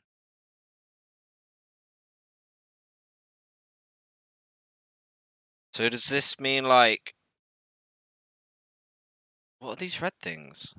Unlocked routes. Is that what they mean? Well, yeah. I'm assuming keys are like, we've done that. So keys correspond to locks of the same color. Right, I see. So I've done the red route, for example. Okay. So I've got to come back and do these by the looks of it. Which we'll do tomorrow, hopefully. I'm going to have to call it there for today, but do that tomorrow, and I generally thought I was going to finish it then. How many endings have I got? There's 2 shown there. Oh. Oh, it's starting me from the start, is it? I didn't press anything. See?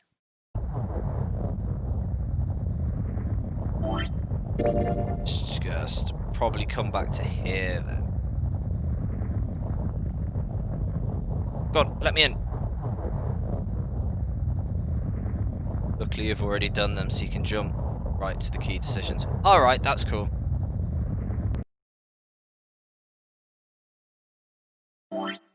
Sweet. We'll yeah, so we'll leave that for today and come back to the insanity there. It's 3 endings left, 2 on the flowchart. Damn. That was pretty intense. Well, thanks for watching, everyone. I'll be back tomorrow, probably around the same time, so around sort of 4 o'clock GMT. Oh, it's not GMT at the moment, it's BST, isn't it? Hope you can join me for that, and I probably say, because we don't look like we've got any puzzles left, it might be a mop up and seeing where this insane story goes. Cool. Oh, thank you very much for watching, and I'll see you soon. Right. They might not have shared the depth of his emotion, but they certainly shared his concern. Alright, let's get started. Hang in there, June. I'm gonna get you out of here real soon. She managed a small nod between leaning back to rest her head on the wall.